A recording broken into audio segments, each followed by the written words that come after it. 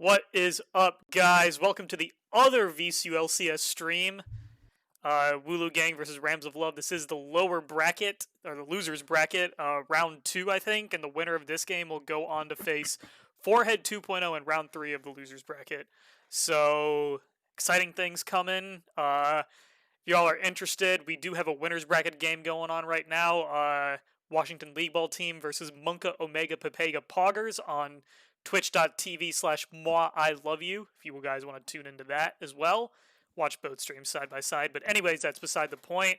I am Lokesh, as you all may know. I'm joined here by the lovely, talented, and handsome Red Lightning and the lovely, talented, and handsome Supreme Caster Connor.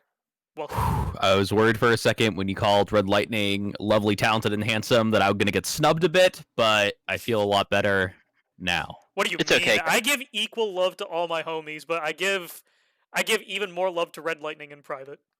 Even if That's okay. even if he missed you, I was gonna come in and call you sexy Caster Connor. So Right, exactly. either way, you were Thank gonna be God. getting Okay, something. We're cool. By the way, you're not supposed to shout out the other stream, Lokesh. We are competing. We need more viewers. If you're watching the other stream, cut it off. Join our stream Look, instead. We have If better someone, casters. We have if better s- casters. I mean, True. If someone Just on a the fact. other stream loses, where do they go? They go to the loser bracket. If someone in this match loses, they're They're out. done. This is their tournament life. this is their tournament life.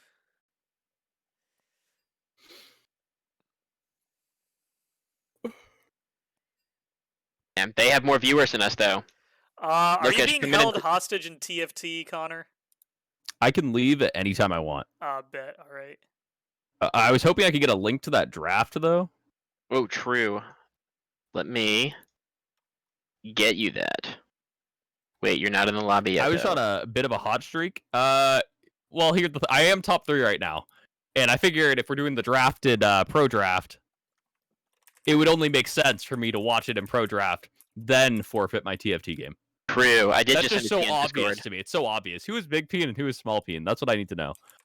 That's Big Peen is Rams and Small Peen is Wooloo Gang. But I think they got that backwards. True. Wooloo Gang, biggest Peen team I've seen. They do have Big Ichi on their team. They do have Big Ichi. Literally a player with a big in his name. It would only make sense for Wooloo to be Big Peen. I mean, true. I think the whole storyline of this entire game, you got 2 players here that I want to watch. One, obviously, Youngest Lay, highest ranked player in the tournament, should be the best player in the tournament, needs to pop off. His team is pretty good around him. I don't think they're bad by any means. He's got 2 plats in there, got a gold in there. I think Wagner's not been, bad by any means. For a silver player, I think he's actually done pretty well. So I think they can be good around him, but he has to be the hard carry. He has to step up, and he has to literally just pop off to get this team over the hump. And then Big Ichi. I mean, we got to talk about Big Ichi. Like, he's had his journey this season has been a up top of the mountain and bottom of the valley all season. Started to the bottom, didn't even show up. Rose to the top in his first game, dropped back down to the valley, kind of in the middle there, lost some tiebreaker games, and then just in his game against the 2D Sim Squad, I mean, just popped off, just looked amazing. Looked like the best player in any game we've seen for a while. So it really depends. I think a lot of it is going to depend on what form he brings today, whether he can be Big Ichi or Big Inti. And you also have to wonder, wouldn't it be crazy? Wouldn't it be wild if after that last series, Youngest Lay still didn't play jungle?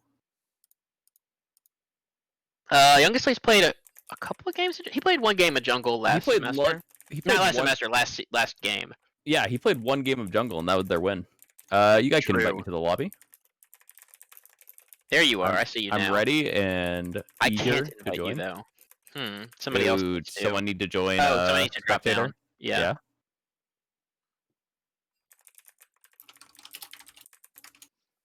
All right. I'm working to get you in, Connor. It's okay. I'm very patient, patiently awaiting. Patiently awaiting, indeed. Do you have the spectate link, Connor, or no? Yeah, I am in. I'm spectating. I'm ready to go. I bet.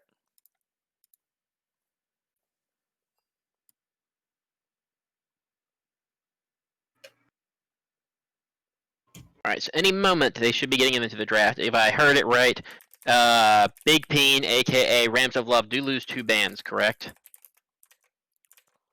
Yeah, Rams of Love do lose 2 bans due to late substitution, and if they continue BMing, they'll lose even more bans. So, Do they lose I mean, 2 BM bans is per game or first game? first game. BM. Okay. Oh, I'll be they're right using back, a and different. then- They're using a different. Feel free to start. They're using a different pro draft. Okay, well, I guess they are using a different pro draft. Interesting. Other one is bugged. Okay, so we have switched. Where I have at least. Yeah, just a quick rundown. BM is totally it's kind of it's fun when it's good spirited and everybody's just hanging out, but there is a line. Don't BM people just because they're using the rules they're allowed to use. Indeed, but yeah, the thing is, like, BM is fine if it's like just plain banter, but we don't want BMing happening if people are like verbally just straight attacking each other. That's the wrong pro draft one. Big time. Do not start verbally attacking each other for no reason. We do not tolerate that whatsoever. If this continues, like I mentioned before, Rams of Love will lose bans in their next games. They've already lost the first 2 bans due to late substitution, but more BM continues, they will continue to lose bans. So beware. Lokesh will send you to the Shadow Realm. Banter is fine and all. We love some trash talk here and there, but don't go around calling people turbo virgins or say like they're the R word or whatever. I can't say it because this is a VCU friendly stream. So. Yeah, redheads. Yeah, redheads. Don't be a red lightning is what I'm trying to say. Yeah. That's my word and my word only. Ginger is a slur. Oh, do we have another spectator link? Yeah, it's a separate one.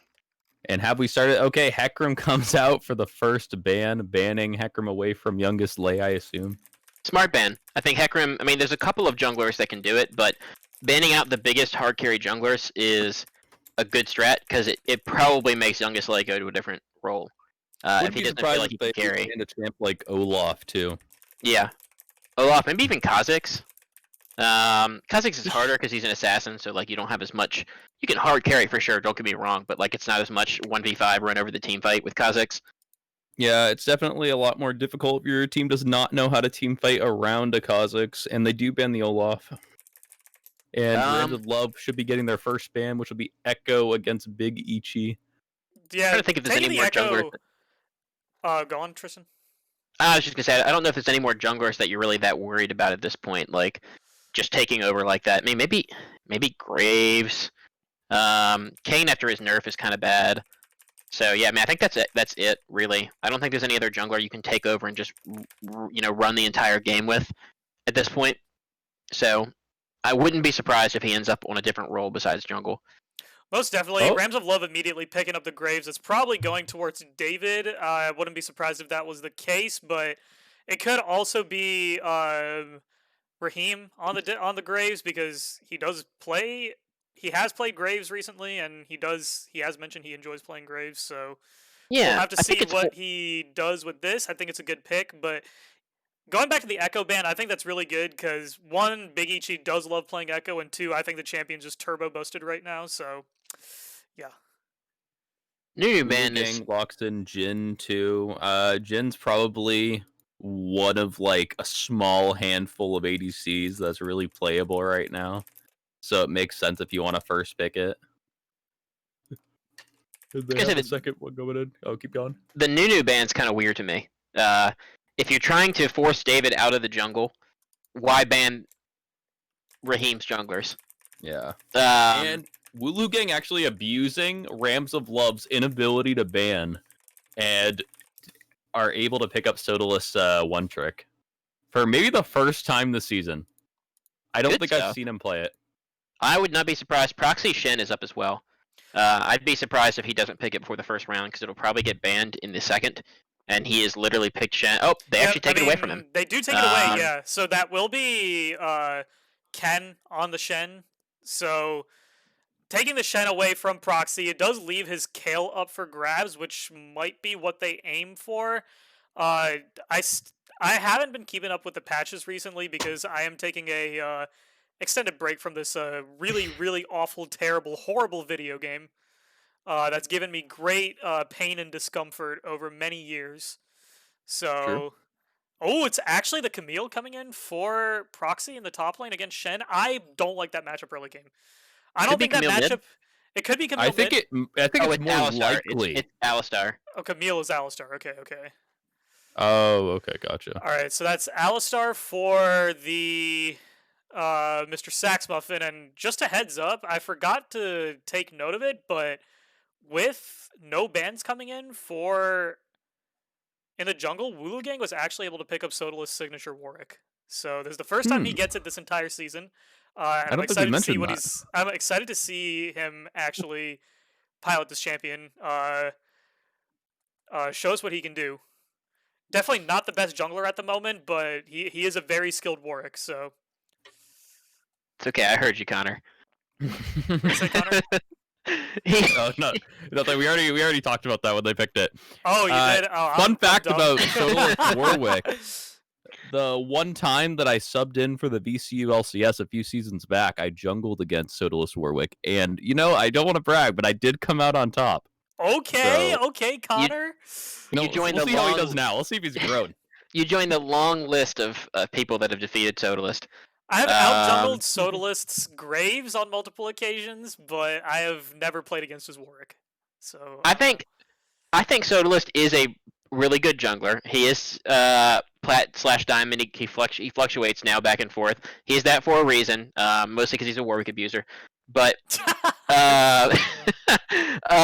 but I do think he's got to be one of the least appreciated high elo players at VCU, as in, and I don't think it's necessarily with As in, he used with to a be good reason. but now he hasn't appreciated it all. Even for when sure. I mean- when he was at his best, like a couple seasons ago, nobody ever seemed to go into a game scared about Sodalist, but he's had successful teams and he has had really good performances. So I think 100%. he gets a little bit of lack of respect. definitely because he's does, had some and real I bad think- teams too. I think a lot of it comes from he has very high highs and very low lows, and it's just human nature in general to just focus on the negatives of a team, of a team's performance or a single player's performance rather than looking at the positives. We saw some pretty abysmal Graves performances very early in the season from Sodalist, but then he picked it up with a lot of supportive tank-style junglers, and he's been popping off a lot. And a couple of times he's gotten his carry picks, and he's also done really well in the latter half of Wooloo Gang season. And he's definitely underappreciated. I think he's good. It's just he doesn't gank. He doesn't gank that much, and I think that really just if he's not on a ganking jungler, he just almost never ganks. So I think I think he's looked really good in the second half. I think he just needed Big Ichi or someone to come in. He needed a tank player top so that he was able to swallow his pride, not lock in Graves or Lee Sin, and play things that are actually in his wheelhouse like tanks. I just think some players are Graves players and some players are new players.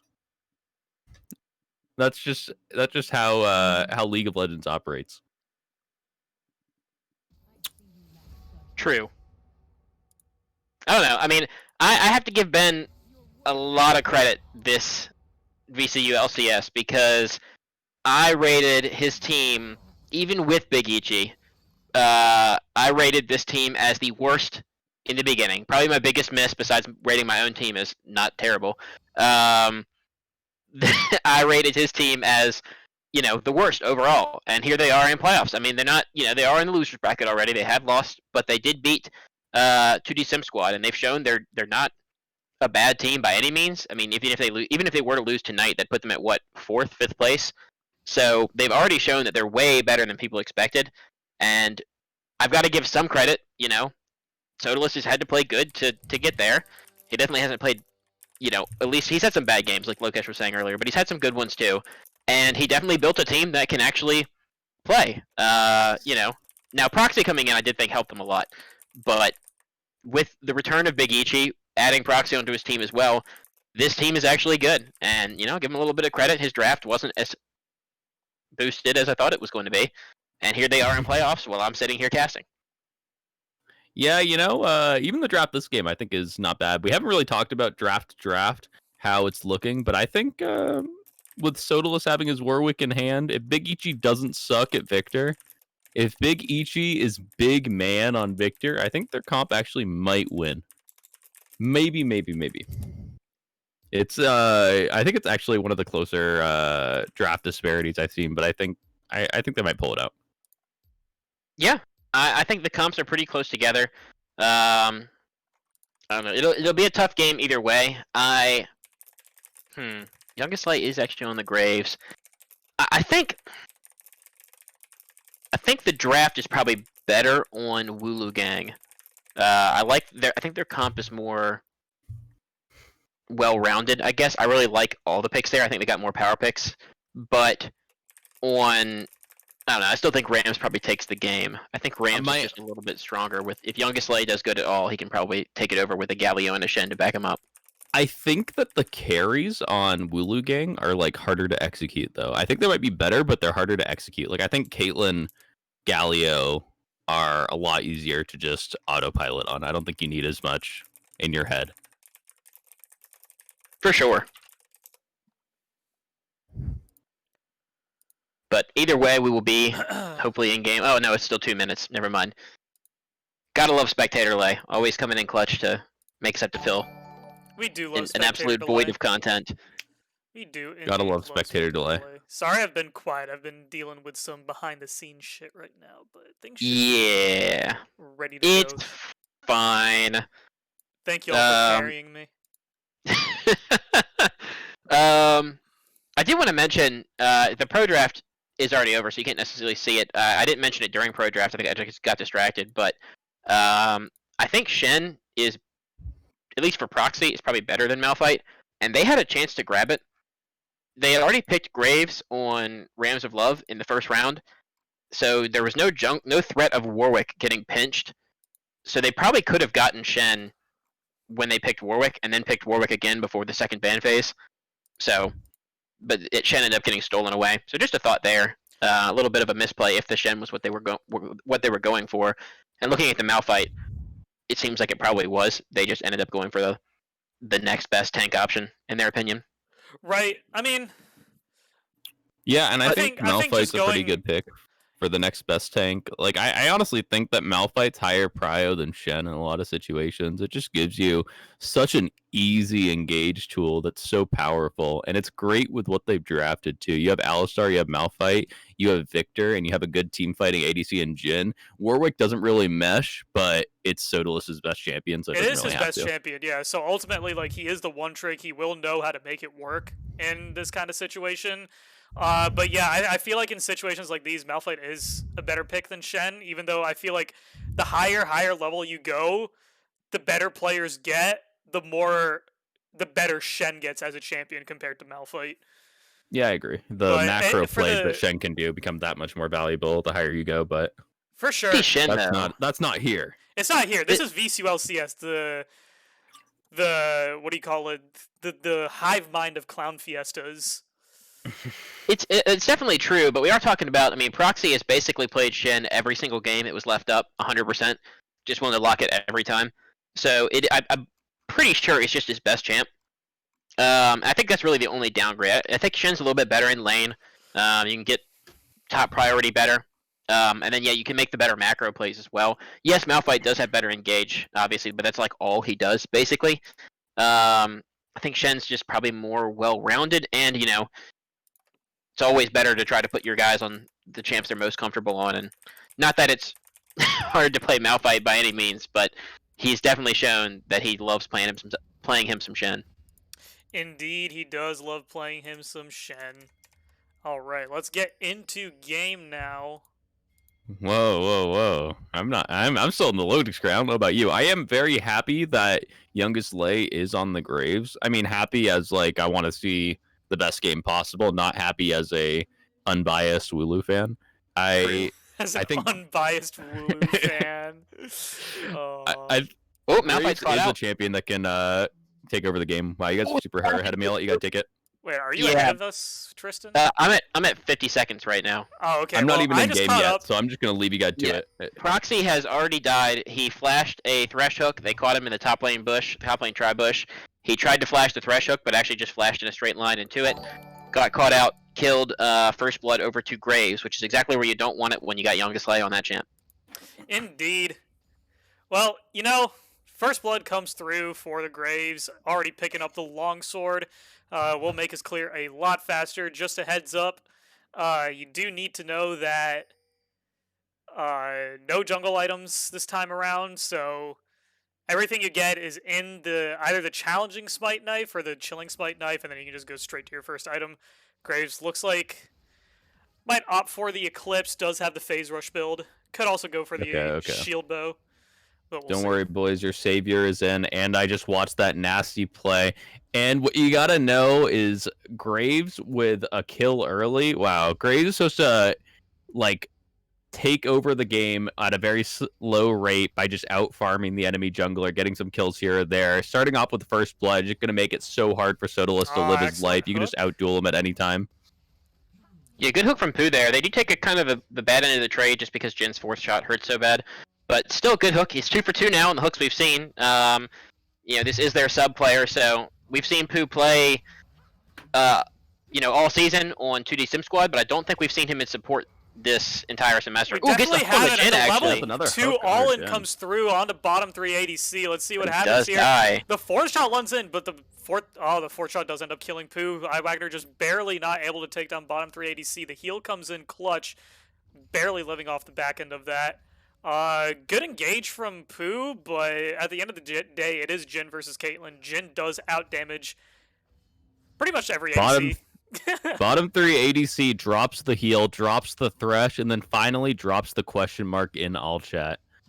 Yeah, I mean, best. Watch Graves. Graves is looking for Warwick here. Yeah, they just can't quite get the damage. They do have a level 2 to level 1 advantage when they start that trade, but they get the level up during the fight, I'm pretty sure. And they just didn't have the DPS to actually find the kill there. Bottom 3 ADC did a good job. Even though he got hooked, he got out of danger. Used the heal to get himself back far enough that Wagner couldn't follow up and hit. And Sax Muffin's just tanky enough this early to shake off that Graves is Caitlyn dueling damage. Warwick right now. I think Has a he nice wins Q this. come out, He and it should be probably a wins win here. for Graves. If he kites it out, yeah. Yeah. Ooh, Pooh kind of Not KS much that. you can do as Warwick there. And Alistar comes in with the headbutt pull, but they're able to get the hook onto him too, and that's a death going gets over to sniped. Jin. Nice W, the sneaky W right there, going in, killing the Graves. Youngest Lay, actually some very smart pathing there. Opted out of going for the top scuttle after he warded Warwick away, and went for the bottom scuttle, avoiding vision just so he can cut him off, and he got that one too. So he should be able to just go to the top side of the map, double scuttle, and just have a very big XP lead over the Warwick. Yeah, that was super clutch. The Jin snipe especially, I have to give him a lot of credit. Like, if he doesn't hit that, I know the Ignite was on Youngest Lay, but with Triumph coming in when they pick up that kill onto Alistar, I'm pretty sure he lives. So getting that snipe and actually making that trade, not terrible. You still lost 2 kills for 1, but you got 1 back, you got it on a Jin. Your Jin's actually 2-0 right now, and Jin is definitely in a space where he can carry right now. They are engaging on a Youngest Lay here, but it is a 2v2. He does have phase rush, and he's able to kite away from the Warwick. Flash miss from terrain onto Sodalis, but he's still getting chunked out really hard. Yeah, I don't think it matters. It's just Meanwhile, Galio is actually on Victor across the map. Bigichi might get solo killed by the Galio here, but sadly the thing is, once Galio blows his load, he has absolutely no damage, which is why I personally think Conqueror mid laners or any AD mid is actually pretty good at a Galio, minus Zed. Because Zed actually plays more like a mage than in the early game, at least. Sax Muffin Graves is is behind. going for the Raptors right now too. Only one TP's alive coming from in. when Warwick left earlier. Yeah, this ain't looking good for Raheem here. He's going to probably have to flash out. He might get away, though. With the extra Yeah, movement he's speed out. from Nimbus Cloak, he's fast. He's Yeah, out. Graves can do here, a they lot can of punish. damage here. He can do a lot. No flash on Sax Muffin, no flash on Sodalist. This is not looking good. Yeah, the Warwick is just dead here. Although Big Ichi does pick up the kill with a Victor laser, Saxmuffin is caught by Pooh. That's another kill going over to Youngest Lay. I think if my game decides to not freeze, Big Ichi will just go back behind the minions and live to see another day. Rams of Love off to a insane start. Youngest Lay 4-1-2 on the board. Oh, he And gets what you have hooked. to recognize, oh, they got the victor, and nothing gonna Nothing. happen. What you got to recognize here is that double scuttle play that Youngest Slay was able to make and get himself the kill onto Warwick earlier allowed him to get level 4 first, allowed him to get that double kill top lane, and it brought him to level 5 very quickly, so he had the damage to do all that in the mid lane too. It's just smart pathing early that it's allowing him to snowball the game very hard. And it's very hard to avoid this at this point when you're Warwick into Grave, because Grave just outscales you very hard. Yeah, you're sitting at the 0-3 already on Sodalus. He's not feeling good. He's literally taken 3 fights, found Youngest Lay at all 3, and died to Youngest Lay at all 3. So having a really, really rough early game against, to be fair, against a challenger jungler. So definitely not an easy matchup by any means. But he's definitely struggling here. Big Ichi does pick up a kill. So if you have the kills exactly where you want them if you're on Wooloo Gang. Yes, you are down about 2,000 gold. It's only 7 minutes, so not a good start, but Big Ichi has a kill on this Victor, this late game scaling Victor. You've got 2 kills on your late game scaling Jhin. You're not feeling too terrible if you're Wooloo Gang. You have to stop the bleeding somehow, but you know, if you can keep this 2k gold lead from becoming a 5k gold lead at 20 minutes, you're not feeling real terrible. You've got the tools to win some late game 5v5s, even if you are a slight gold disadvantage. Definitely do, but you got to remember this is a meta where games tend to end in like 20 to 25 minutes, just by true. how much sheer damage is present in the game at the moment. And another thing we have to note is while the rest of Graves Wooloo Gang soloing the might Drake. be good. I mean, yeah, casually soloing Drake, the Graves, and he doesn't really care. Warwick is 26 CS to Graves is 47. But yeah, I was just gonna talk about Warwick right now. That champion is essentially doesn't exist at right now and won't exist for the rest of the game. You need to get an early lead with Warwick, and Sodalus was unable to do that, so essentially it is a 4v5 right now. That's true, but what's good about Warwick is that he still does have the utility in his Fear and his ult, so he can try to enable possibly the Jhin and the Victor. So it's not going to be too terrible post level 6, but it's definitely bad in like any situation where you're not being backpacked by your team. Yeah, I think I would have gone the Sunfire route if I'm Warwick and not the probably the Divine Sunderer here is what Proxy he's going to go for, I forced to ult assume. away. Yeah, smart by proxy, just ult immediately, not even leave it up to chance because you die very quickly there. But No, you but need to yeah, be a utility tank. I agree Warwick. with you, Tristan. It's just Sunfire is definitely the move, considering you're already behind and you just want to be another tank for the team, peel as much as you can, and with Prox the can no ult here. He should not be fighting. Yeah, we have Shouldn't Shen ult right now. We Yeah, have Shen ult can Galio come in. ult too. Sodalus cannot beat. Oh, he actually Shen does kill the Graves. did not hey, press gets his the 600 RP. gold shutdown. Terrain does Big pick up Eep's gonna die Sodalus. though. All right, so it did end up being a 2-for-1 in the fight, and Sodalus was able to buffer the Q to follow Graves after the flash, which stuck him right on top, and the Victor Chaos Storm was just barely able to do enough damage for Warwick to get an extra auto attack off and finish off Graves, giving over the shutdown. However, the Galio roaming up and the Shen landing the taunts, it was an easy cleanup for the side of Rams of Love, so Really overall weird a win there. for them. Overall a win for them. Yeah. Yeah. Shen opted out of using his ult there on the Graves, though. He could have. He wasn't silenced or anything at the end there. Could have just popped it for the shield. Would have been 0 deaths on there, or the 1 death on the Grave instead of 2 right now. Right. But it's not that big of a difference. Yeah, the biggest thing there I think was they literally had just burned the Malphite ult. Looks like they're going to fight over this Rift Herald again, actually. Muslim Nunu has gone in. He has caught up Warwick here. Sodalus is going to be burst out really, really quickly. Big Ichi does have Oh some abilities my down. He God, does he stun up just the Galio, but the Shen ult gets keeps him very evaporated. healthy. Oh, he lands Saxophone a has taunt been on the taunted up, no ult. Saxophone. Big Ichi's been gotten Proxy onto by the still Galio does now. He's going to not get burst. Proxy still does not have Malphite ult. This is actually a really bad fight. Just like nothing is going in the way. Immortal Shield Bow is popped. Youngest Lay takes literally no damage that entire time. Probably kill for Malphite. Oh, Malphite has ult blast this out of time. Galio. Finally, he does get a kill here. I don't think Terrain has the damage to actually run him down. Maybe He can get him might under have turret. it. It's a lot of percent Not health quite. damage from the Shen. Yeah, Flash. Maybe he could have gone for a risky play, but maybe not with Warwick there. You don't need to. You're already at a 4K gold lead now, over 4,000 gold lead at before 11 minutes. So not not like you really need to press it super hard by diving under a tower and risk giving up your shutdown here. But yeah, like you were saying, it's just fighting. They fought around Rift Herald twice, and both times they did not have Malphite ult. Youngest Lay had burned it just before by not even ganking, just by showing his face near proxy, just before their first Rift Herald fight, and that's most of Malphite's power right there. So by burning that before either fight started, you basically made it incredibly difficult to fight over a topside objective. And Wooloo Gang just bit and fought twice. So they are going for a 2v2 down in the bot lane, though. The minion blocks the hook that would have landed on bottom 380C. Just going to run away for the time being. I think probably throughout all stages of the game, the Jhin Alistar bot lane is going to be way stronger than Caitlyn Thresh. Feel like what Thresh needs to look for is just probably leave Caitlyn alone and look to make roaming plays with David and Raheem. And Raheem actually has been playing really, really well to his win condition. Push the wave out against Victor, who still does not have his first Hextech upgrade. Does he have it? I'm not sure. Yeah, he does. He does, okay.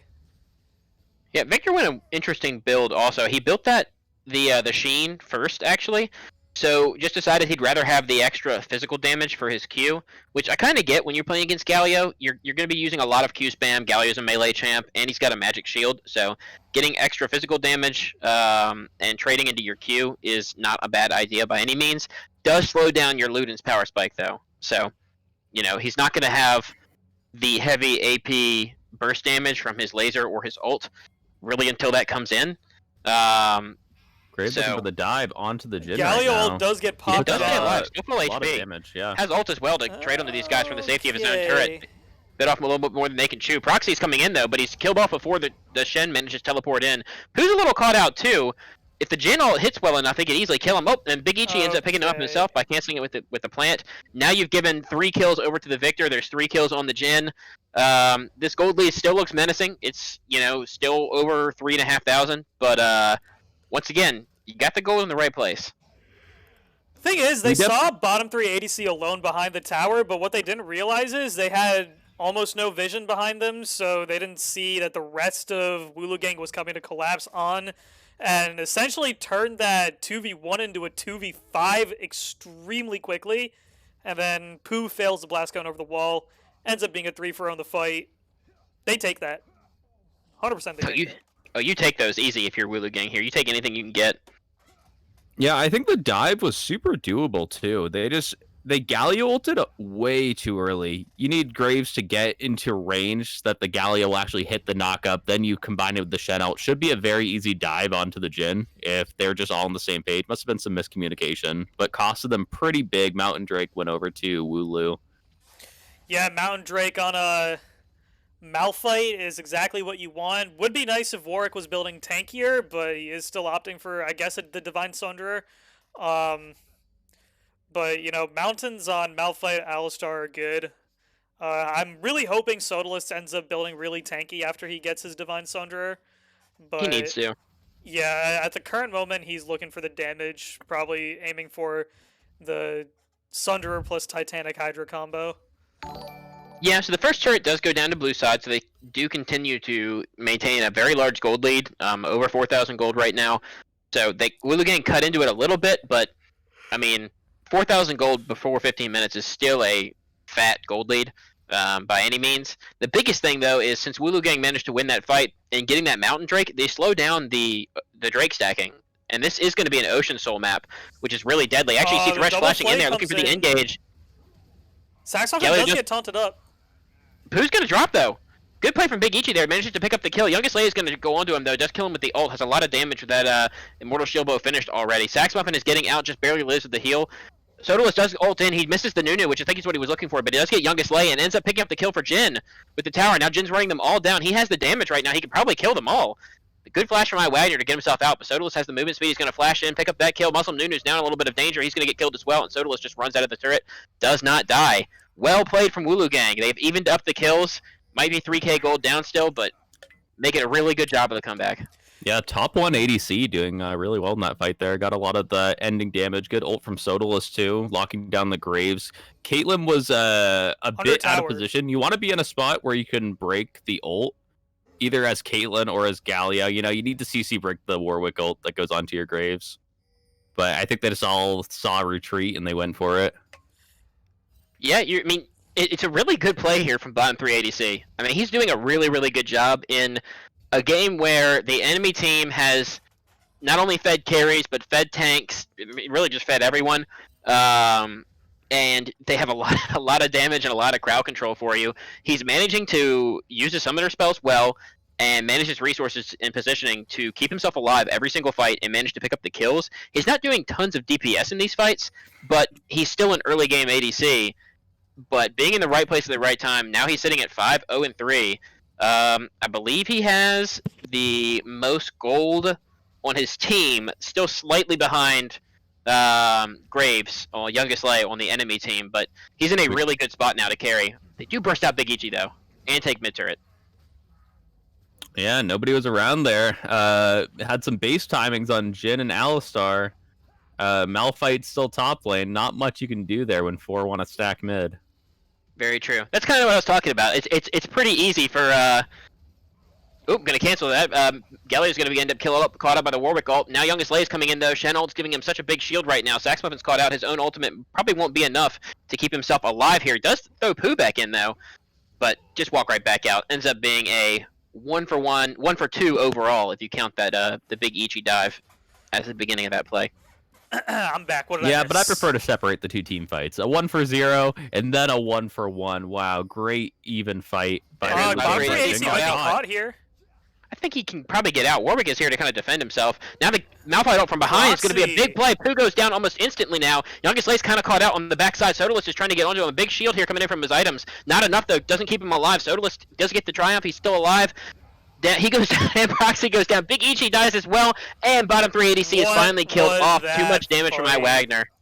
So actually, Proxy lands a really excellent Malphite ult from behind that allows him to pick up Youngest Lay and what's his face, Pooh, pretty much immediately at the start of the fight. However, the taunt cavalry arrived with the Galio and the Shen, pretty much CCing the remaining members of Wooloo Gang.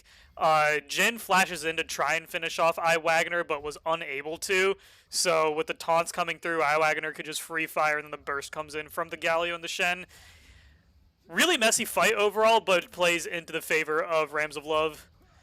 Game's actually a lot closer than it's turning out to be, considering how the early game went. But yeah, they pick up the Rift Herald, and now both teams are beelining towards Dragon. Yeah, and Alistar might be caught here, but we gotta see last fight. That flash by Jhin was a pretty big mistake. They might be actually getting the pick here. Yeah, oh my god, the Ocean Drag. The Ocean Drag slows are so miserable. Oh, caught over the wall. Another Oh, hook over the wall. Somebody stop him. Oh, but now Pooh's actually in a bad spot himself. Big Ichi has Youngest Lay stunned up with his ult on top of him. Doesn't have the damage, though, quite yet. And they do take him down. Great combo with the Malphite ult. Big Ichi's still alive here. Muslim Nunu's caught out in the backside. Really nothing he can do to get out of here. Does get the flash, actually. Proves me wrong. But with Proxy behind him, if he can get a Q, he should be slowed down enough. And it's going to end up going down regardless to the Malphite. Well played from Wooloo Gang. Saxmuffin got just absolutely boned by that Ocean Drake, but they literally use Alistar's bad play to end up turning the play around. Basically just showing what a Victor can do, putting off tons of DPS and stunning everyone in that corridor and then winning the fight afterwards. Sax with the clever bait there. Victor Jhin just in isolation in the small crevice just do so much damage, and they have to recognize that over on the side of Rams of Love. They did pick up the Ocean Drag though, which it is Ocean Soul map. Getting as many Ocean Drags in the Soul is huge. Just gonna allow you to sustain against these 2 damage dealers over on the side of Wooloo Gang. But it's still getting that first dragon, or I guess it was the second drag overall, but their first dragon on that Mountain Drake, it still bought them time. So before Soul comes up, they'll have a full 10 more minutes if they don't get another single dragon. So you have 10 minutes of scaling. It'll be 30 minutes here before you get to fight over that Soul. Does have his ult, so he's going to last a little bit longer, but this time nobody's around to save him. Might end up actually giving away Baron. All 5 blue members are over here around the objective. They could maybe look for it, even though but Warwick is still alive, and all 4 carries are still up. So Youngest Light does have a Alistar got a level bit lead lost over. there. Youngest Light does have a level lead over Warwick, so he could potentially go for it. But doing Baron against Malphite Victor is really risky. Yeah, you don't want to put yourself in the pit versus Malphite Victor. It's not going to end well for you. Plus the Jin ult, Right. it's Yeah. it just it's too risky. Unless you secretively do it. But it looks like they're going to go for the siege. They do have the Herald on Galio right now. They might go for the drop. Victor has good wave clear though. Instant engaged by Proxy here. They set him up under tower. The Shen ult is down on the Youngest Light. Can't keep him alive though. Sodalist is still there. He's living for right now, but he's going to go down. Big Ichi's still up in the fight though. So is the Jin. Jin is still full HP and is putting out just tons of DPS in these fights. They're going to kill up Terrain here. Going to end up being a 4-for-0, and now Baron is free on the table for the side Baron is of on the menu for Wooloo sure. Gang. Thresh is going to flash here. Whoa! Oh, he kept walking. He With could have the- Yeah, he's just Roots. staying in the blood. I guess Sodalist could probably see him with Warwick's Blood Sense or whatever it's called. Oh, true. He actually might kill Sodalist under this turret, maybe? I'm going to No, say not doubt. quite. But you don't need to kill this Thresh support. Just take the Baron. Jin ult was huge in that last fight. Was able to get that Caitlyn in the edge of the ult. Unlike really that mid lane was. fight where he missed all of his bullets, this is showing that truly is a coin flip player.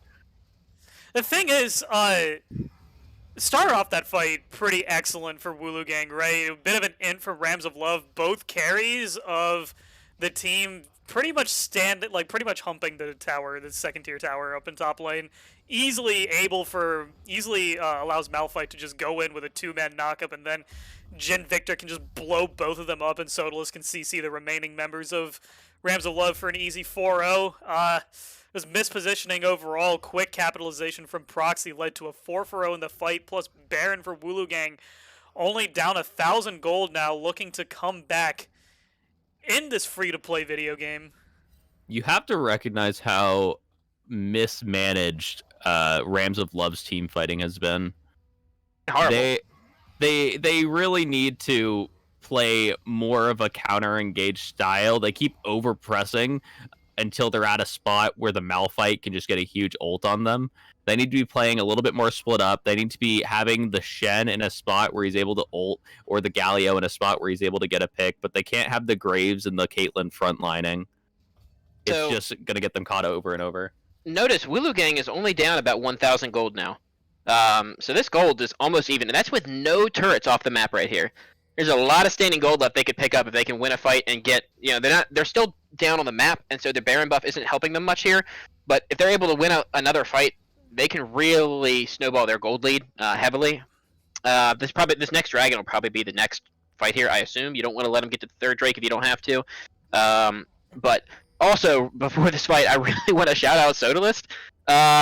He has a better KDA than Youngest Lay right now, He despite really how does. bad he started. He really does. Despite literally almost running it in this early game, his team fighting has been really, really, really good on this Warwick. Hopefully it should, shut up. It seems like it shut up the haters in the chat. So Yeah, there were some haters in the chat, but yeah, he's definitely performing really well outside of this early game. And I'll give him some slack. He's playing against Challenger Jungler with a team built around literally just helping this Challenger Jungler in the early game. So I'll give him some slack for kind of running it there. He doesn't able to steal the Drake. Caitlyn ends up picking it up, so neither of the junglers gets it. I mean, he is gonna die here though. Youngest Lay is gonna go down over the wall, though. Double kill for Big Ichi as Terrain is caught in the middle of the pit. Triple kill comes through for Big Ichi as Saxmuffin picks up another kill onto the Caitlyn there. Another Ocean Drake going over to Rams of Love. That's one away from Soul, but they did have to put themselves in a very bad spot to rush that down right in the pit, right where Wooloo Gang wants them. If Wooloo Gang pulled the trigger like 5 seconds earlier, that could have been a drag and a fight for them, but they were just a little bit late on the TP. They're happy with this, though. They still thing have is, Baron buff. You were mentioning earlier that there's a lot of standing gold left, and 1,000 They gold got it. behind as soon as they got the Baron, and all of a sudden they're at the inhibitor in the mid lane, and 3k gold lead coming in. Galio going in for a huge taunt, lands 3 men, but there's no follow-up whatsoever. Proxy just tanking forever until the Kraken Slayer Caitlyn manages to finally rip through him and pick up a kill. Will be the sacrificial Oh, no. lamb. Bottom 3 ADC Oh, no. snipes him with the deadly flourish. Galio goes down. That's pretty bad. He Muslim is Gallius man. having a hard time. Kyle That was a mistake. Kyle Cherish, bottom 3 ADC simp for Sanch Fernandez. top 3 ADC VCU has been absolutely making a name for himself this game. 9-1-10, but another unsung hero of this game is actually Big Ichi. After a Oh, rough early game start for him, with everyone just coming to his lane, he's been able to position properly in team fights and just put out the huge deeps every single time. Every He's time, got a like it's bigger shutdown. just He's got the biggest shutdown in the game. proper kiting with the phase rush and like the movement speed burst you get from Victor's Q, and then target selection has been absolutely amazing. He's getting multi-man lasers, multi-man chaos storms in these fights, just playing off of his front line super well, and his positioning as well as bottom 3 ADC is. And just shout out to the mid lane and the bot lane of Wooloo Gang. They're playing out of their minds, and Sodalist has also done a great job coming back. Proxy on fire with the Malphite ults. Shout out to everyone at Wooloo. Shout out It's to everyone at definitely Wooloo Gang. easy to praise bottom 3 ADC for the KDA, but I definitely wouldn't doubt if we look at the damage charts post game if Big Ichi just has the mass of the damage just due to his ults. They've all been so huge. They've all been hitting multiple members. The lasers have been ginormous. It's a big damage game from Big Ichi. Yeah, and I totally ultimately agree. when your only goal as Victor is just to like not die in the early game to ganks against a Galio Graves, which is one of the most overpowered mid jungle combos in the game, I think. When he was able to do that, come out of lane like 3-3 or something, and then get his first upgrade so he can start matching Galio's Wave Killer, that at that point Victor is officially outscaled. And he can play up this far because he knows he has the support Shen. of his team. Shen is going to go down here. There's nothing that Terrain can do. Yeah, he is dead. They're just diving under the tower. They're all just going to drop Youngest like Lay's flies dead. That's here. the carry. Sax Muffin in the middle of multiple people. Wagner gets knocked back in. Big Ichi unstoppable with the kill on Pooh. They're going to continue chasing. He's going to back off a little bit. So much damage coming in. They are not afraid to fight this Wooloo Gang team. Wooloo have So- had such good engages in these team fights. Yeah, a little bit of advice to Rams of Love, because it looks like they might try. Wooloo Gang might clean up and win the game right here. Oh, they can't get on Wagner though, and Sodalist ends up going down to the turret. Muslim Nunu's kind of in a bad spot Bottom here. 3 He's in the ADC, gravity you're field. taking 20 million damage from towers, my friend. Does Doesn't live though, matter. and they The ace comes through. Game 10 1. seconds. Game 1 does go over to Wooloo Gang by the looks of it, unless Youngest Lay and Pooh can somehow 2v4 this, but I doubt it. You never know. You never know. Not quite. Does go down for Wooloo Gang. They do take this first game after being down so much gold, like I think 5,000 to 6,000 pre Something 15 like minutes. that. Something like the that. biggest point. They end up coming back in just a huge comeback performance with team fighting all around, looking really good from everyone. I mean, you look to the top lane, Proxy, who was getting kind of manhandled early game. Huge Malphite ults to engage every single fight. Warwick did a really good job peeling for his carries and also locking down low health members. They managed to kill the Youngest Lay's Graves, which is the main damage threat for the entire team. He managed to ult him and get him killed in 3, 4, 5 fights in a row. Big Ichi just putting down big deeps. Bottom 3 ADC keeping himself alive, picking up gold, picking up kills. And Sax Muffin, I mean, I thought the man was kind of inting in the early game a couple of times, but apparently he was just using 200 IQ big brain strats because ended up winning it for his team. I think he in means a lot of these baiting. fights. True. He was baiting. He jebaited me and jebaited the enemy team as well. So, Connor, you were talking about earlier how Big Ichi could potentially outdamage bottom 3 ADC. He did in fact do that. But yeah, Yeah. he did indeed outdamage bottom 3 ADC by 3k that game. Just on point with all of his Victor combos. Let me throw you guys an invite real quick. Over to game 2.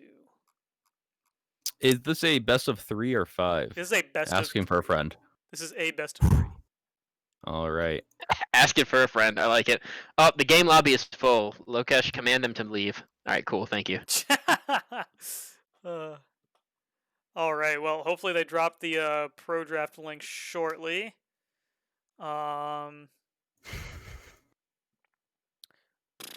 It's like Wooloo Gang. Let me fix this real quickly. Properties, browse.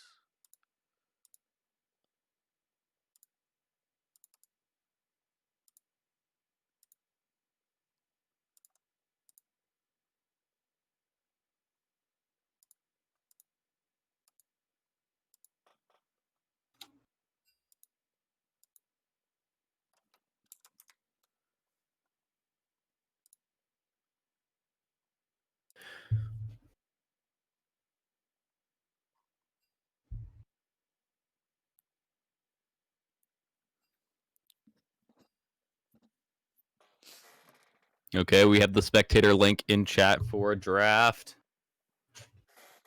All right. We So, do. what does Rams have to do differently here to take this game, guys? What do they have to Honestly, change up to end up winning it? here's my big thought, right? They currently have Pooh subbing in. Muslim Nunu plays a lot of support. Pooh plays mid lane. Pooh plays every role in the game, right? Mm. Why not just throw Pooh mid lane and have multiple carry threats? Because I feel like if you have something like Shen, Galio, just supporting two AD champions, that's not a lot of damage coming out. Not a lot of mixed damage coming out from the side of Rams of Love. And on top of that, you're putting all like the baskets into two carries that can very well easily get just bursted out by the combo that Wooloo Gang had. And if you don't have some reliable method of like getting onto carries or like reliable mixed damage, it's going to be really hard to do something. So definitely you got to change it up from Youngest Lay and 4 wards to Youngest Lay plus a friend plus 3 wards probably. A big problem last game was they drafted 2 carries, 3 supports, and the supports did basically zero peeling for the carries. The carries got picked every fight, and Shen sometimes didn't ult. Galio wouldn't take hits or get big taunts off. That's what you need. You just need peel for these 2 carries. And it also sucks that they have only Galio at their AP. I'm not sure if Youngest Lay plays any AP junglers or if he deems any of them good enough right now to carry with, but that might be an avenue to go down, ADC and an AP jungler. Yeah, Tally is good right now if he plays her. True. It's just a tough thing to do here if you're Youngest Lay.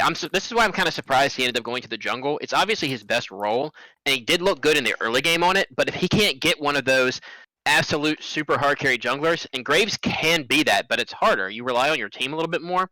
If he can't get Olaf, if he can't get Hecarim at this point, where snowballing yourself using your teammates is really, really viable, and you can get yourself into the team for the Shen and the Galio ult to come down on top of you, it's going to be tough for him to carry hard enough from the jungle role, I think. So not only do I think Graves, I agree that Graves can be that carry. I think last game Graves should have been that carry. I think that Youngest Lay might have been playing a little cocky. It might have been a little bit greedy on a few things and gotten caught by the Warwick.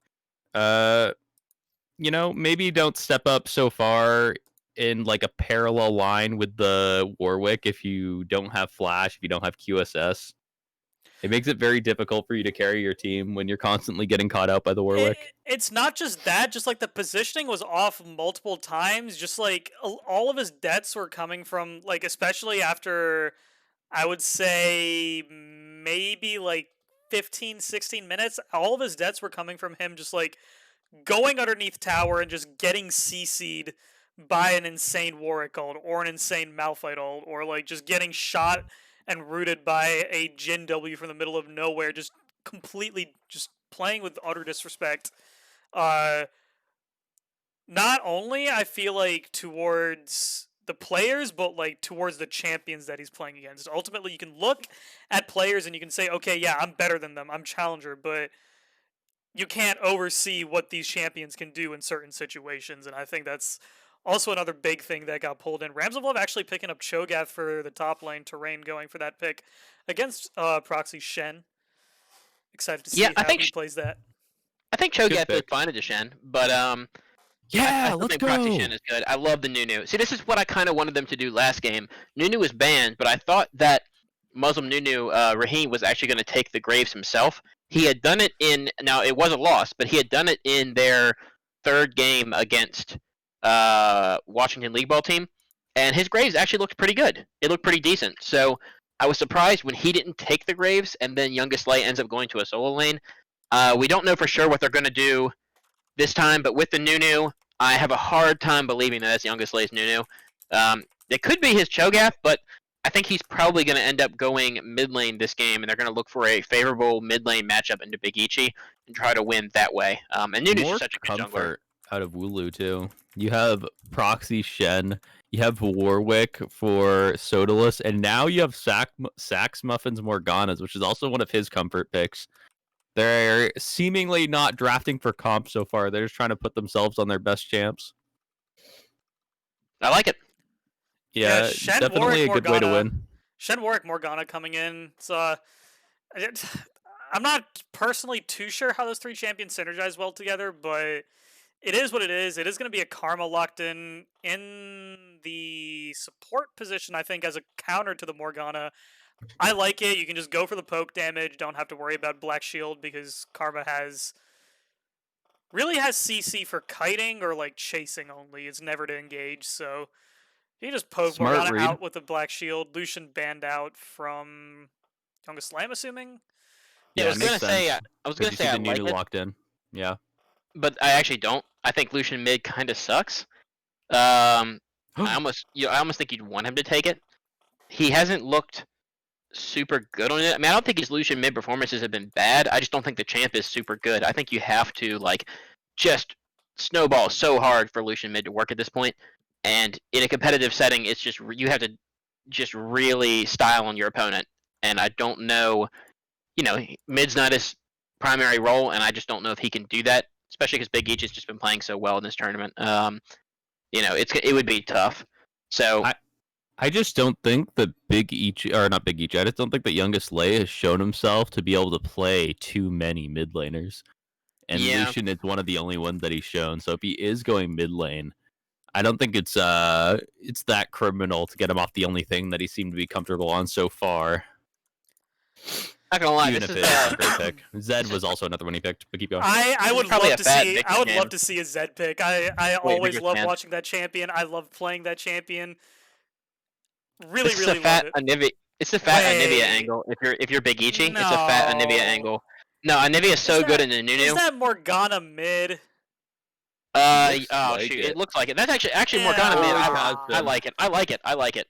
Big Man, that's so. I hate. Man, that's actually like no flame, man. But Big Ichi, holy shit, dude! If you watch the VOD after the game, I just wanted to let you know that you are extremely insecure, and I hope you lose to Kassadin. No, okay. So it sucks you opened yourself up to the cast and encounter pick, but if you're putting Youngest Lay on something that can't affect the early game, that's not terrible. I mean, if your team gets ahead, actually this time in the early game, your team fight's still not bad.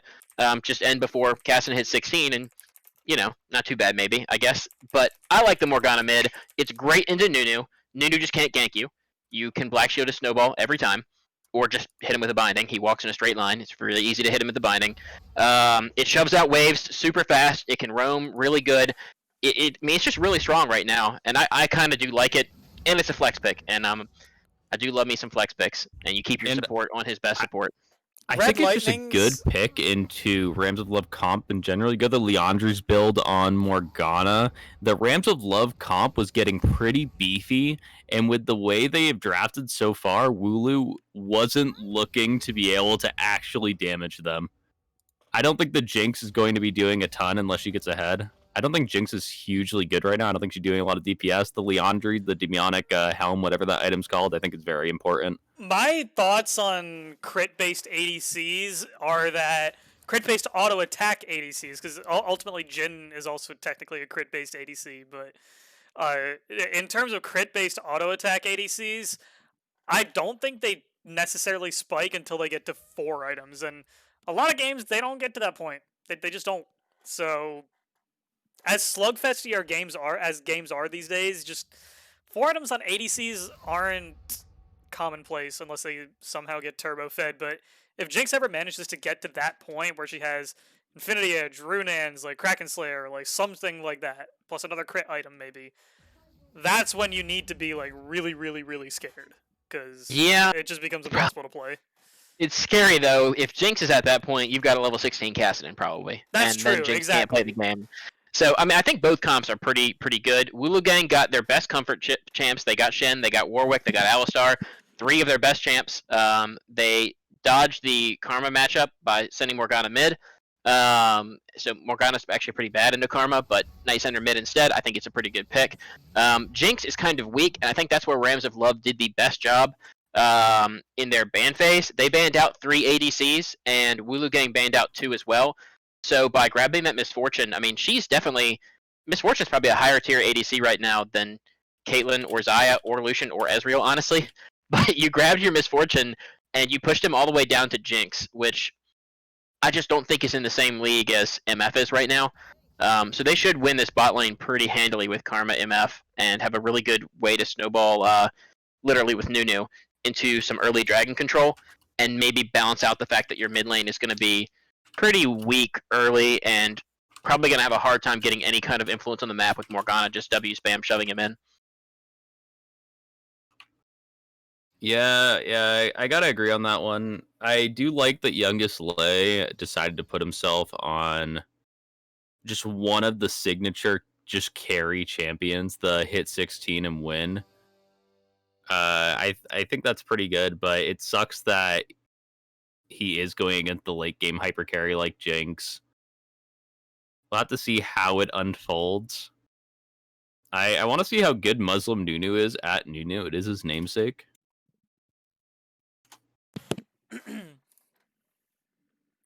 And I'm going to let Lokesh discuss whatever he wants while I get some water. True. What do I even want Take to it discuss? away, Lokesh. What do I even want to discuss? I want to talk about how much I hate Morgana mid players. Ew. Except you, Red Lightning. I love you even if you play champions that I hate. It's mean. Hey, I feel the same way. Your champ pool is cancer. But you still love me, so it's okay. It's true. It's why I love you in the jungle. If you're cancer in a different lane, it doesn't count. Red Lightning's just like, man, don't be playing Zed against me. Not in my clean Christian League of Legends server. Exactly. No, see, I mean, I don't think Morgana is like an insane mid laner or anything, but I can see why they picked it. I would have liked it better if they saved a flex pick to get a good mid matchup, but still, you got a good support matchup or a better support matchup because you got the Alistar into Karma instead of Miss Morgana. Now, I mean, you still lose that bot lane pretty hard, so it doesn't really help you that much. But you know, whatever. You got a better support versus a support matchup at least. And I don't think Morgana should struggle into Kassadin at all early game. Before Kassadin's pre-6, he has no way to dodge or binding, but besides standing behind minions. So it's not like she's threatened by him early. And you know, as soon as you get your second point into your W, you can one-shot the casters with it. So drop your W on the wave, push Kassadin in, make him CS under turret, and then go follow Sodalist around. And hopefully he has a better early game at least against Muslim Nunu than he did against Youngest Slay's Graves. Yeah, most definitely. I mean, in terms of like a solo queue setting, Kassadin for sure will dumpster Morgana any day of the week. But in a more competitive based setting, when you have Warwick and Morgana as pushing power, just like you said, W the wave and go roam with your jungler, make plays around the map, make sure. Yeah, Kassadin is getting farmed, but like if the rest of his team is just like 0-30, then what is he gonna do? Exactly. Is the theory behind this. Like, Morgana's never going to kill Kassadin. Yeah. Kassadin has a lot of kill pressure on Morgana post-6. But if you're not interacting with him and you're trying to kill everyone else on his team, that's kind of what you need to go towards. And Morgana does have decent kill pressure on Kassadin, actually. If she does manage to land a bind, she can all-in him. Especially if she hits level 6 first, which she probably should with her pushing power. Then you have a pretty decent-sized window where if you can just walk up to him and ult, that'll guarantee you a free bind. Or if you can hit your bind, it guarantees you a free ult. And if you just combo all your stuff together, you can probably kill Kassadin. I doubt he'll take Ignite, but that's what I like to do in solo queue. You can find pretty easy solo kills by just hitting one ability, and you can just basically 100-0 in the early game. So we'll see if it works. Tristan has gone from, I'm going to use TP every game because TP is the best, to, you know what, No. I hate my team, they don't deserve my help, I'm just going to burn the entire world. Hey, Now if you're going to play a support mid, you play it aggro. Okay, this is aggro support. And to be fair, Morgana was originally designed back in Season 1 as a mid laner. So it's not like, this isn't like he's taking, I don't know, it's not like he's playing Alistar mid. He's playing a champion that, despite her now being primarily a support, was originally a mid laner, and playing it in the mid lane. So Indeed. Don't hate on them Morgana players. I will hate on Morgana players. I despise playing against that champion mid lane. Just a little update also. I believe that the League Ballers took game 2 against Mop, so they are actually on game 3 now. They indeed So did. they do have a series. We do have a So I series still want to steal their viewers. If you're watching that game, and for some reason you can hear me talking in this game as well, come join our stream instead, so we have more viewers. But that game is on their game 3 as well, so looks like Mop can't just isn't going to, like I predicted, they're not going to not drop a single game on the way to their finals run. Indeed, they aren't. Not anymore. They have fallen to the League Ball squad.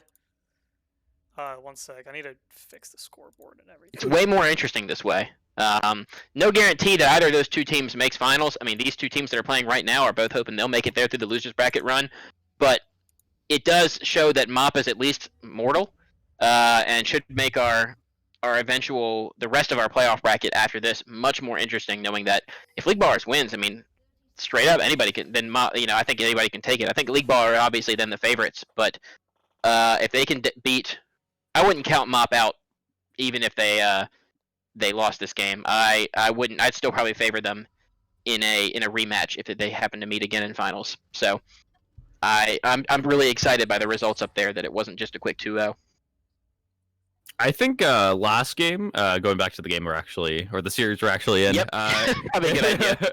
I think last game was a pretty big anomaly that Warwick was going 0-3 so early in the game, and it made Wooloo Gang's early game look super shaky. So I think if things go more as planned, more standard this game, Wooloo Gang has potential to look even better, especially with Warwick jungling against maybe a worse player. Yeah, so objectively, I agree and disagree. I think Warwick has a chance to do much better in the early game. I doubt we'll see him 0-3 at 6 minutes. So, maybe, you never know, but I think he's in a much better matchup. I think Warwick into Nunu is much better. Their entire comp, I mean, we didn't talk about it too much, but their entire comp was built around get early lane pressure and play around our Graves. I mean, their comp was designed to make Sodalis go 0-3 at 6 minutes with a challenger jungler.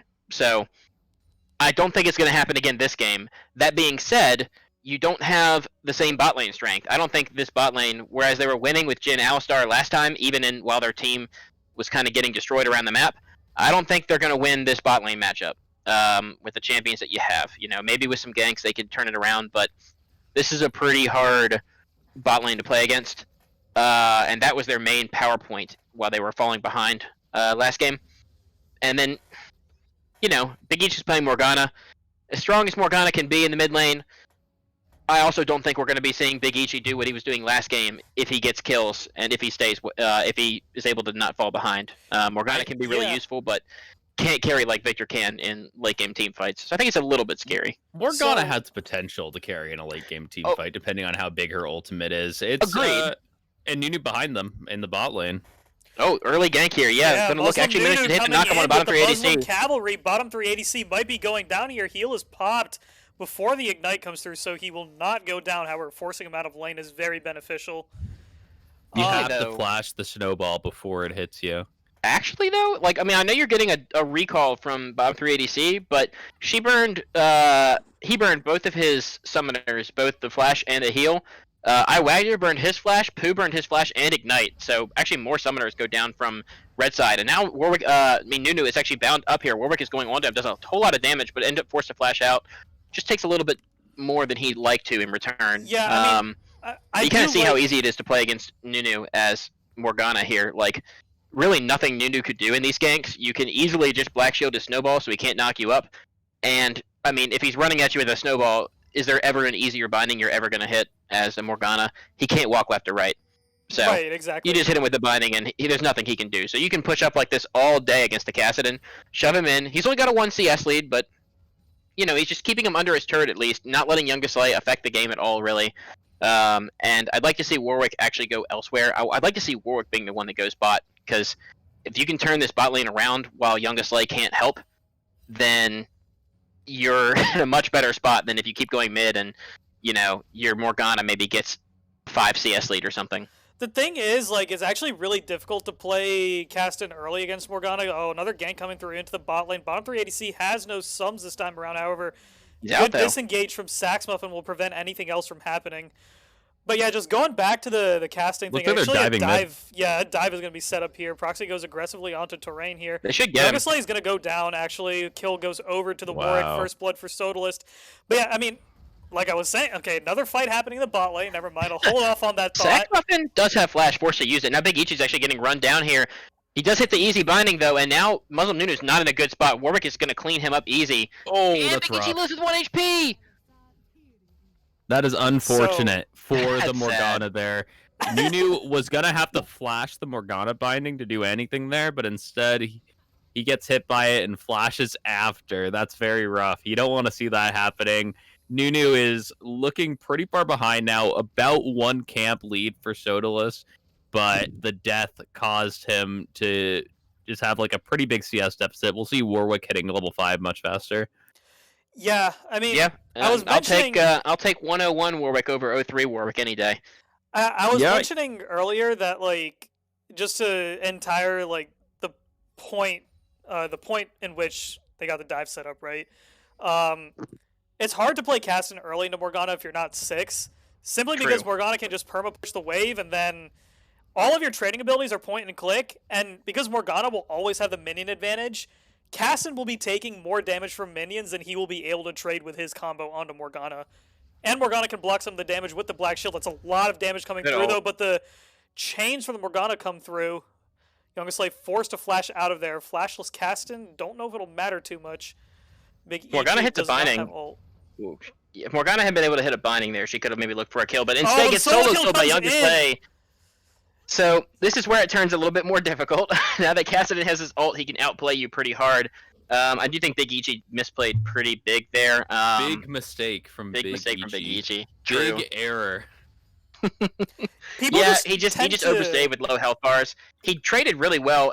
The first time that Cassidon went in, he instantly popped his ult. The cooldown on Cassidon's ult is too long to get out before the chains finish, and he could have been like bound up and solo killed there. So you do force the flash out right away, but after you do that, you kind of have to dip as Big Ichi because you don't have that ult anymore, and his is going to be right back up. So Thing is, kinda Caston have to ult leave and come back. Caston ult stacks damage as well as mana cost, but with the new presence Yeah. in mind, he starts regaining mana, and he gets a lot more mana back from his W if he hits champions, so he can just keep hounding on this poor Morgana. Ends up landing the W auto attack twice onto her, gets enough mana for a 3rd stack ultimate, and Caston does a lot of burst damage, surprisingly, at level 6, which is something that Big Ichi just did not respect. So, does a lot of burst damage before level 6 too, to be honest. honestly, It's true, yeah. You just can't hit him with it.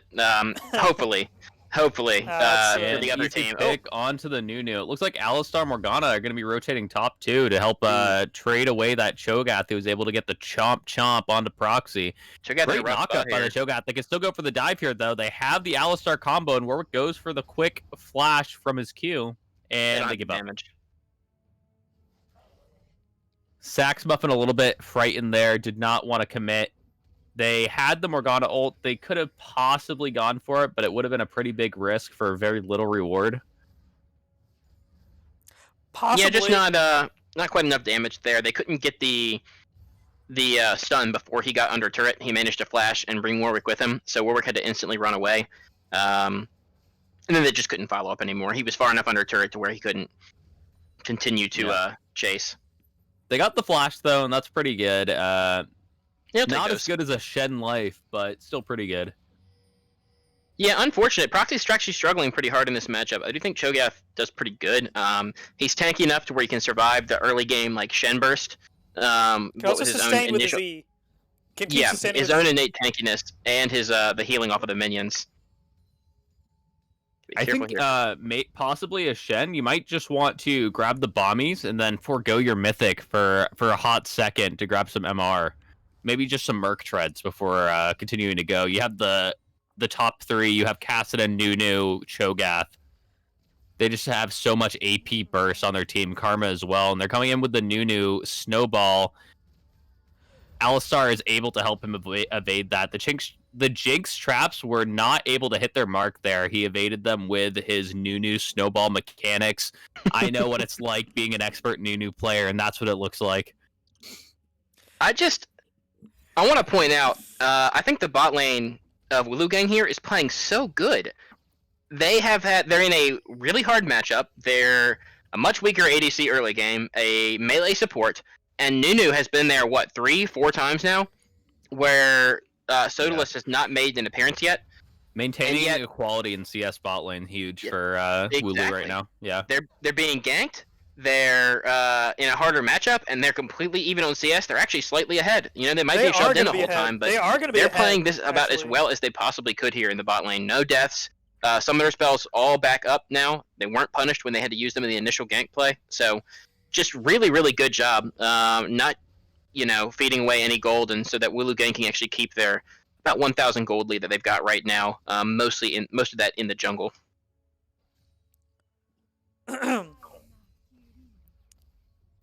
We should have another dragon in under a minute now. We have about 45 seconds on the timer. What dragon is it? It is Ocean. No Ocean Soul this game. Yeah, no Ocean Soul, no Infernal Soul. Wind Soul is actually pretty huge for Kassadin. It definitely you definitely don't want to give Cloud Soul to Kassadin. That's not going to be fun for anyone on that team. Karma on Kassadin and Karma, it's good. On everyone else, it's kind of mediocre. But you just really want it for the Kassadin. That's the big thing. But yeah, move speed on Cho'Gath. You'll take it. You'll take it. Take move speed on Cho'Gath.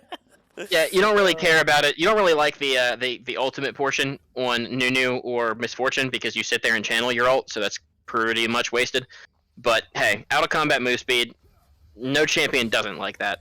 So they caught out the Karma, and that ult comes out. They get Karma over the wall. Ooh.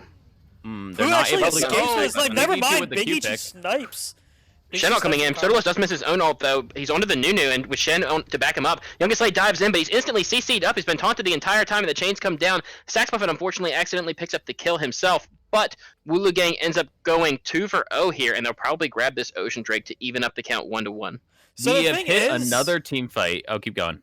So the thing is, they caught out Pooh, and he manages to get away, but a really good snipe from Big Ichi with the Morgana bind finishes him off. Youngest Light goes in to try and clean up the kills onto Sax Muffin and bottom 3 ADC, but a really, really well-timed exhaust prevents any burst from coming out.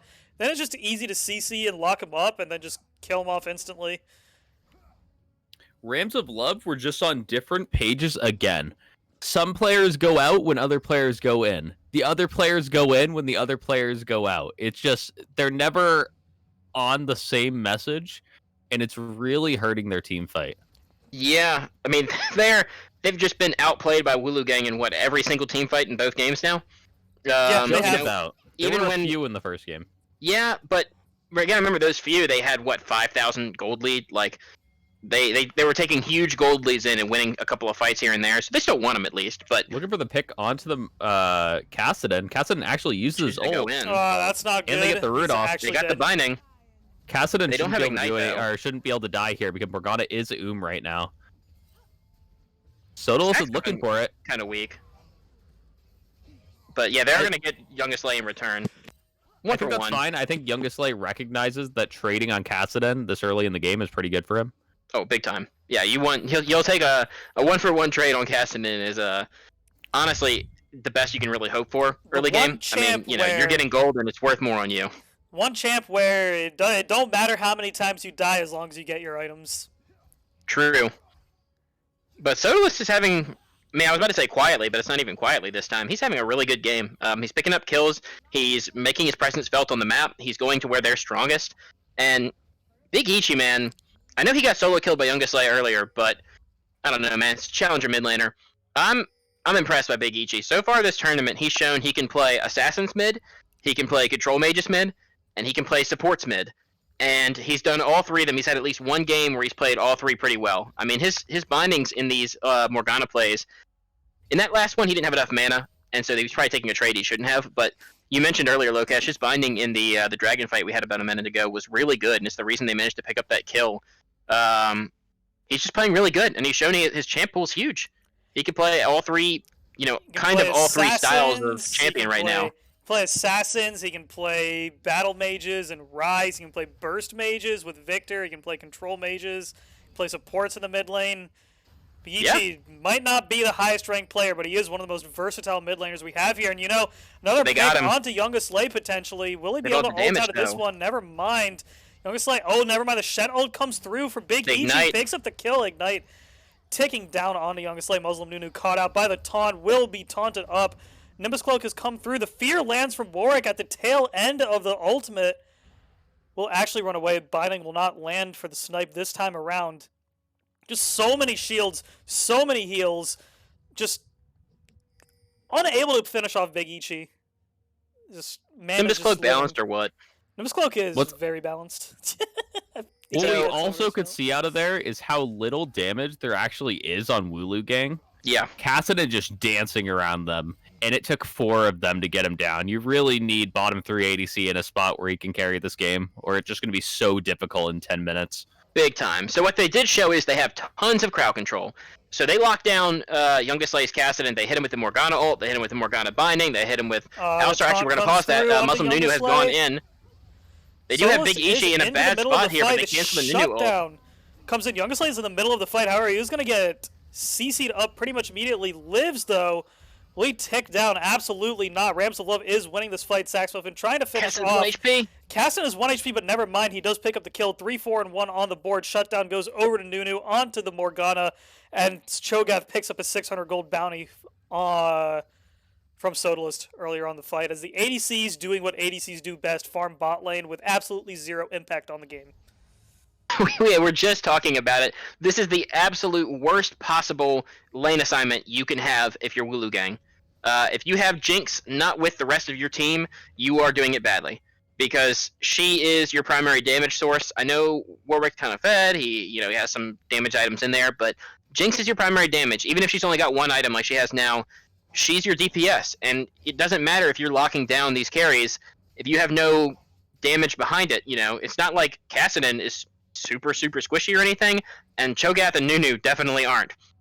Something Morgana support is not good into is tanks. She can pick off tanks all she wants with her bindings, but she has no power to actually hurt them in any way. She only really does damage to squishy characters because her W does more damage the lower they are, and maybe if you have some follow-up, you can get them low, but you can't get a tank low with just your binding. The fear lands on the tail end of it. Muslim Nunu is CC'd up, and he's going to go down here. Nunu just gets bursted out completely. Shutdown goes over to Big Ichi as the bullet time comes in. Youngest Slay finishes off Big Ichi. This is going to be easy cleanups. There are low health bars all around the side of Wooloo Gang. Things aren't looking good. It's going to come in. Another kill goes over to Kassadin, onto Warwick. Double kill comes through. Bottom 3 ADC. What are you doing in the tower? Triple kill for Kassadin comes in, and all of a sudden he's 6-4-3. The ace comes through for Rams of Love. 4-0-5 on Torrain's Cho'Gath. He has been absolutely monstrous this entire game. Well played. As the Cloud Drake goes over. And with the ultimate CDR coming in, Kassadin is a happy man. Nobody's sad on Rams after that fight. Yeah, Wooloo Gang just has so little damage. It's so difficult. They did have a great setup there over on the side of Rams with the MF bullet time. Great job by Wagner. Definitely set them up for success there, despite being in the 4v5. But just Wooloo Gang is having a hard time fighting themselves out of anything. Morgana pops the ult and walks away. Yeah, so you kind of see a little bit of what I'm talking about there. Morgana has to get tanked below half before her W really does any significant damage, and while a Q might take a squishy character below half before you drop your W on them, it ain't gonna do it to a tank. So you need the Zonias on the Morgana too, so you can get these bigger ultimates off. True. It looks like she's going for Cosmic, Horizon Focus instead, or whatever that is. The long range item, because she has a Hextech solo kill. Yeah, wow. She has a Hextech alternator, and she doesn't. She already has a mythic, so that leaves just Horizon Focus. Is that what that item's called? I think so. No idea. He's going for the long range bind so he can get the damage amplification. I haven't actually seen that item built on anyone yet, so I'll be interested to see how it does. I do know Xerath and Zoe enjoy building Horizon Focus. Brandon has also told me he loves Horizon Focus on Kassadin because of our Flash. Why? Our Flash gives you Horizon Focus, apparently. But that's such a niche. Yeah, building an item just for your flash, like just for every 5 minutes. Because besides your R flash, I don't think you could proc it on Cassidon. I've heard it's okay on Vel'Koz too. Your Q, if you get like medium to long range Qs, it's enough range.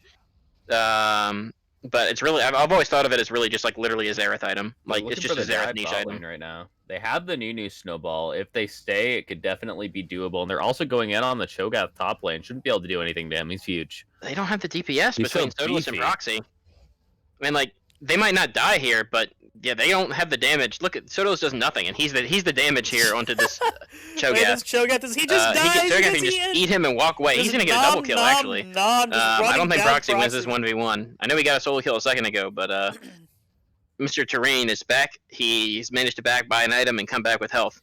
Big Each is here now, but he has no mana, missed his binding. Youngest Slay is also here. Boo kills the off Proxy. Big Each is in the middle of 3 members, Youngest Slay. Will they give the kill over to him? Yes, they do. He is unstoppable, 7-4 on the Cassidon. Things are not looking good for Wooloo Gang at the moment. They're just in pure panic right now. They just went for a lot of bad decisions there. I don't know what that Cho'Gath all-in was about. Sodalist is 3 level down on him, which is pretty bad for Sodalist. Sodalist had such an early game lead. All you have to do is keep farming, and you should have you should be like level 13, level 14 right now in the Warwick, but he's so low leveled.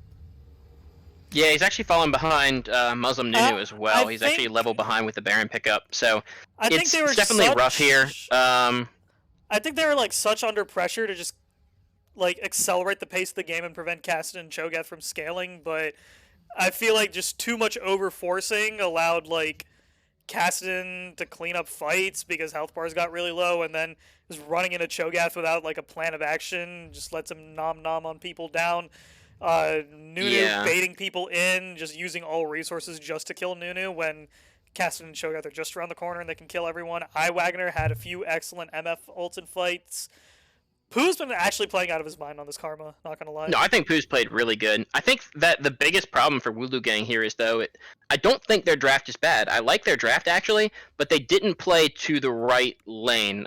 We talked earlier about bottom 3 ADC and Saxmuffin playing decent in lane to not get punished, but you're playing against a Cassidon, so you can't let the game go super, super late game, or you're making it really hard for yourself to win at least.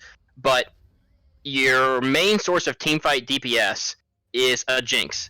And in this meta, late game crit-based ADCs, they take a long time to scale up, and you didn't spend any resources going bot lane. So Jinx is now 0-1-3. She's not, super behind or anything. She has more gold than Wagner does, but Wagner's had probably more impact in this game on his misfortune with his ultimates.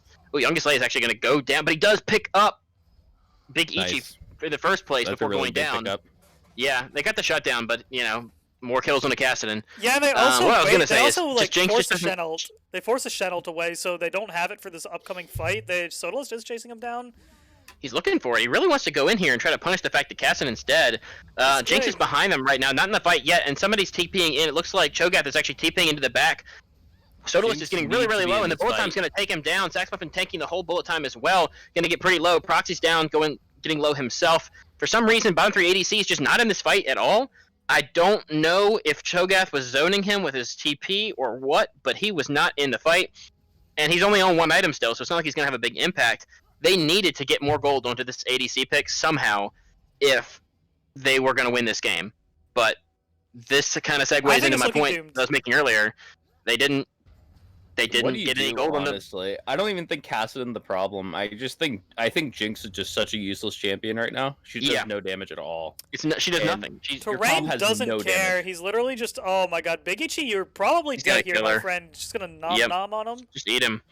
Doesn't even have his ult. Doesn't even need it. Oh, there it came up at the last second. There you go. Please give this to Jinx. Hey, yeah, you know what? Okay. Yeah. Okay, good. Okay, wing condition. Wing condition enabled. Jinx is now 8.5k gold. She's almost 1,000 gold up. Yeah, it's 700 gold up on Misfortune, but it doesn't even matter that he's up gold on Misfortune. Misfortune with her ultimate is still more useful at this point in the game than Jinx is. For And sure, just, she has Collector and Eclipse finished on that, so that's a lot of lethality, a lot of raw damage output coming in from the bullet time. Misfortune as an ult bot will forever out DPS Jinx until Jinx hits that 3-4 item spike. So, I mean, at the current time of the game, 24 minutes in, Wagner is infinitely more useful than this Jinx ever will be. yeah, I big think you go ahead. We talked about them wanting to accelerate the game so that Kassadin can't get ahead. I think that you want this game to go hyper late. I feel like Kassadin sucks to deal with, but you just have no way of winning the game with your comp unless it's full build everyone and you get a pick on the Kassadin. I think you just needed to accelerate your Jinx specifically. If you're going to pick a champion like Jinx, if she's at 2 items now. If she's at 3 items at this point in the game, I know that's a lot, getting an extra 3k gold, but if you're able to snowball through bot using your jungler and your early prio mid, and Jinx is, another 2-3k up right now, those last fights she actually has some impact in, and maybe they can win. They hit a single binding on a Kassadin, and then Jinx can kind of run through the fight. But now that you go hyper late game, it's just easier and easier for Kassadin to find Jinx, flash R, one-shot Jinx, and then you're done. There's nothing else you can do in the fight after that. It just gets harder and harder to keep Jinx alive. So, I don't know, man. It's going to be tough. Imagine how good Wooloo Gang's early game would have been if they had the misfortune. They got the 1 to 2,000 gold lead early. The only spot they weren't, snowballing ahead was bot lane because, they had such a weak matchup here, even if they were keeping it even. And then you add a misfortune in there, and suddenly all this crowd control, the Shen, the Warwick, your Morgana bindings, your Alistar, it's just all awesome setup for a huge, high damage misfortune. Sax Muffin messes up the Alistar combo as a fight breaks out here. They're gonna be forced to disengage it. Just Terrain takes absolutely no damage, man. This show got this. Now here comes Nunu. You want to Warwick ult him right now? Yep. But they don't keep him under tower range though, and they get silenced out of it. Also just doesn't take no. damage. Nunu is also really tanky. However, Kassadin is in the bot lane. Is he getting 1v1 by Morgana right now? He's trying to dive Morgana, and I think he's losing on the health trade, but Morgana has no mana. Never mind, Biggie He does get solo killed. Yeah, Oh, kind of just dives really under turret a little bit too far. But this bot lane siege is not going super great for Wooloo Gang. Despite doing his very, very best, bottom 3 ADC does nothing more than tickle terrain as he stands here, menacingly, very large, bigger than the tower itself. Prepares to gobble up another champion.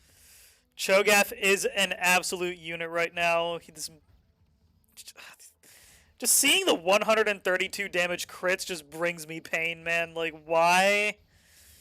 Yeah, he's on 9 stacks, so I have a definitely question. doing pretty good. Is his name Terrain? Yeah, Terrain. I thought he was just from Nebraska. That's what I assumed. Nah. His tag with Tora, and he was just very proud about being from Nebraska. I thought it was Torane, because he emphasizes the NE there, but I've been corrected that apparently it's Terrain. Yeah, I'm glad I know now.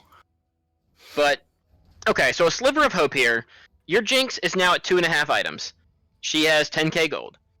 So, you're at a point where she's probably not super great, and with crit ADCs now, you really need 3 to 4, but she's not a minion anymore. But for some reason, she is bot lane, so you're going to lose Baron. So that's something that they've been doing all game, and that's really, really bad. Your Jinx should have been mid lane, so she could actually respond to this, but there's no way you can stop this Baron at this point. I agree, but it seems like none of Wooloo even noticed that they were on Baron until it was like sub 4,000 health. Yeah, they've not been paying attention to Baron at all this game. This is the second time they've taken it, and they got it last time after winning a big fight, but also because they just sent bottom 3 ADC down to the bot lane for no reason. Kassadin They have to fight 16. here if you're Wooloo. You have to fight because Dragon is so huge. You have to. But you're fighting against Baron. I mean, the combat stats on Baron aren't huge, but they're still something. If you lose this fight, they could probably end the game with Baron if you get aced. Yeah, Yeah, and most Kassadin's gonna definitely. back and then TP in. You gotta Hail Mary it as Wooloo, and you have to go for it. No, Kassadin's just gonna Fuck. TP in with the Cloud Soul locked in and the cat and I almost say Kassadin give having it. Level 16. Terrain is ult. You can't really 50-50 this Kassadin's dragon. behind Kassadin's everyone. behind you. Can bottom 3 ADC get out? She is still alive right now. Pooh has already killed Sodalus, though. The dragon has not gone down, but you have no jungler to actually contest if they do take it. Down goes Sax Muffin. Terrain is running on the bottom 3 ADC, eats him and took him to 1 HP, even if he can't quite get the kill. Youngest Leg jumps on top of him, kills him. That's the ace. That's going to be game 2 right here. Mulligan. I don't see any way that they could stop them from ending this game before they spawn. with the Baron buff. GG to Wooloo Gang, and we're going to get a game 3. Indeed, congrats to Rams of Love coming back from an early game deficit to bring up the win, much like how Wooloo Gang came back from an early game deficit in Game 1. This is a story of comebacks. I mean, you saw right there that fight. I think bottom 3 ADC did a good job to keep himself alive there, but Cho'Gath eventually got in range to just press R when bottom 3 ADC is still at full health, and because Cho'Gath is so fed, the Jinx is left with 10 HP.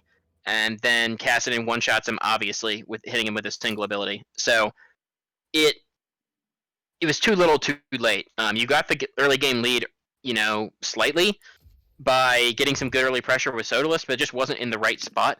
And by the time bottom 3 ADC is finally useless, yeah, you get a level 16 Kassadin and a level 17 Kassadin and a level 17 Cho'Gath just walking up and one-tapping you. So, yeah, and I mean, what can you do at that point?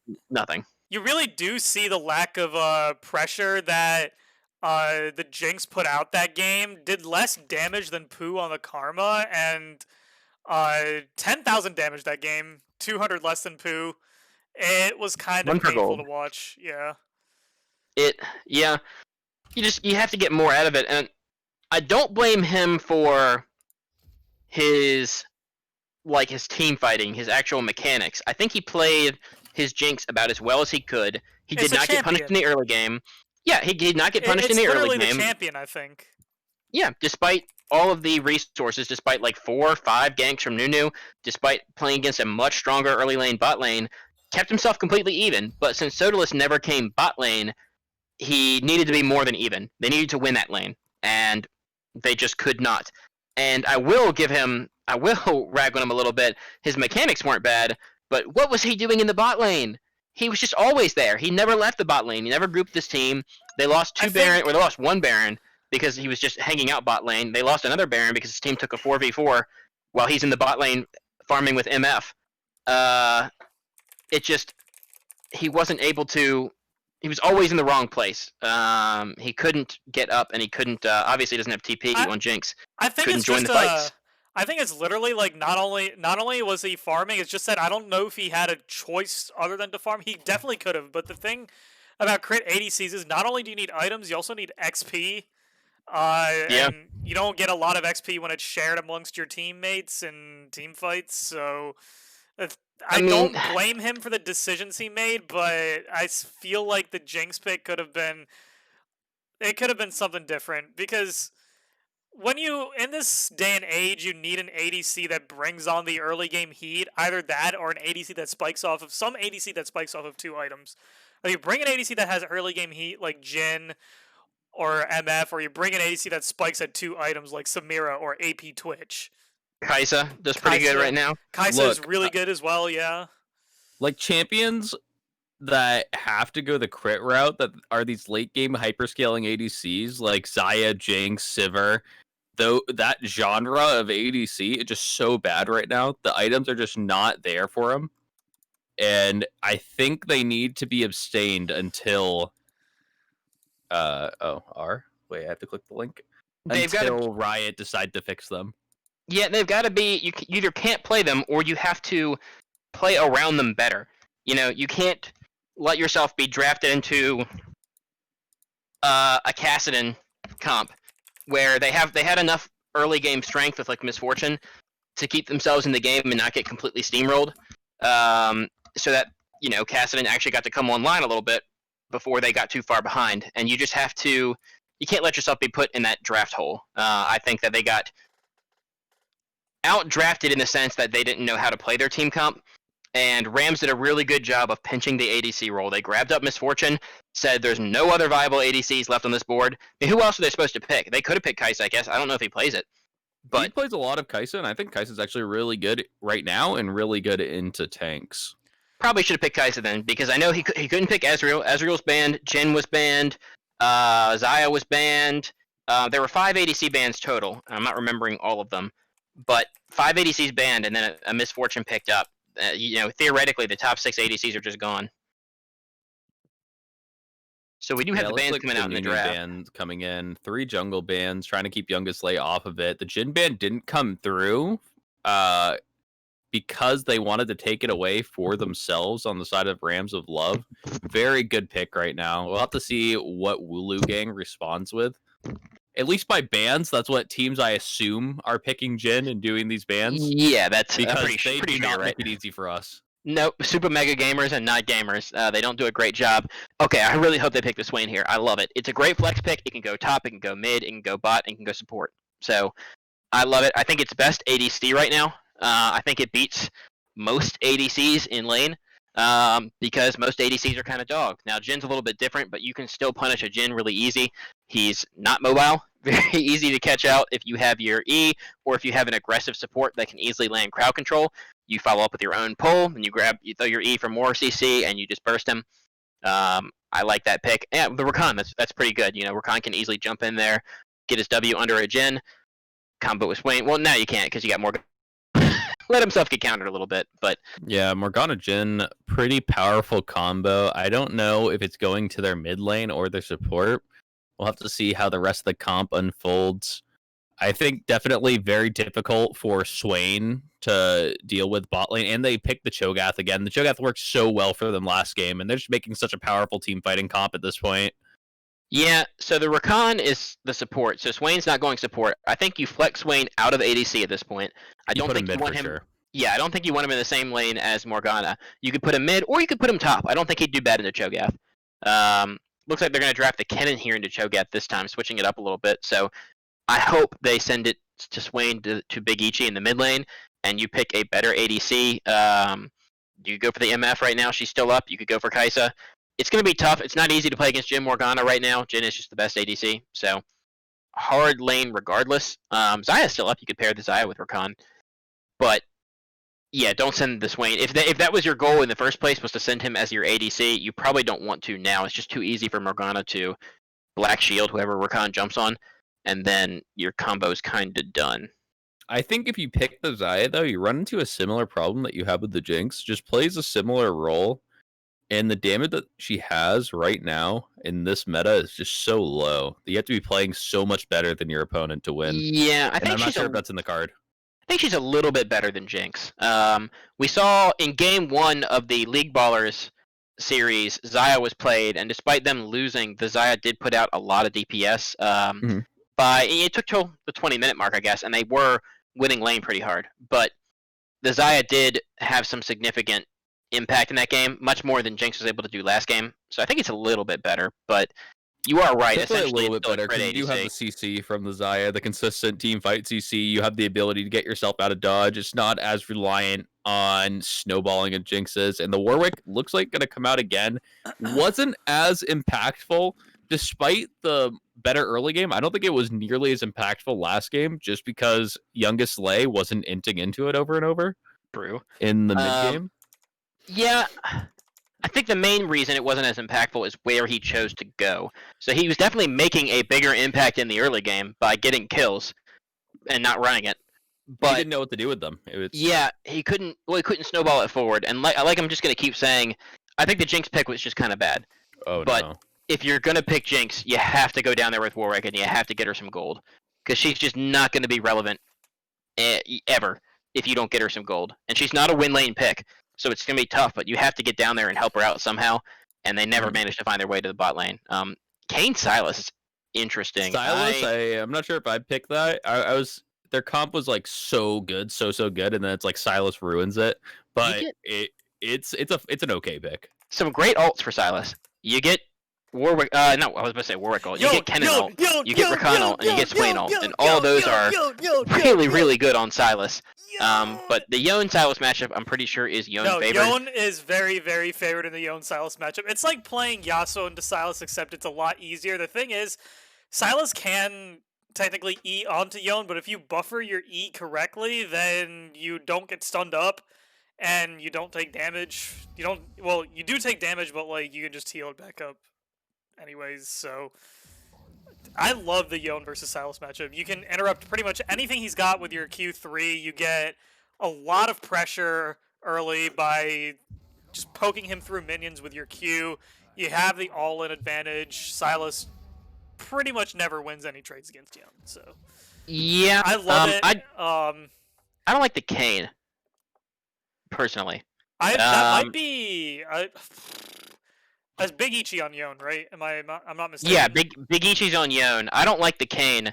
I think Kane after his nerfs is actually really, really not super bad, I guess, but way worse than he used to be. I don't think he's that great right now. And I assume you want to go Red Kane here, and there's only 2 melee champs. You got Warwick and Yon, so at least they're 2 that are easily accessible, I guess, but 2 melees and 3 ranged, no guarantee that you're going to get your red orbs in a timely manner.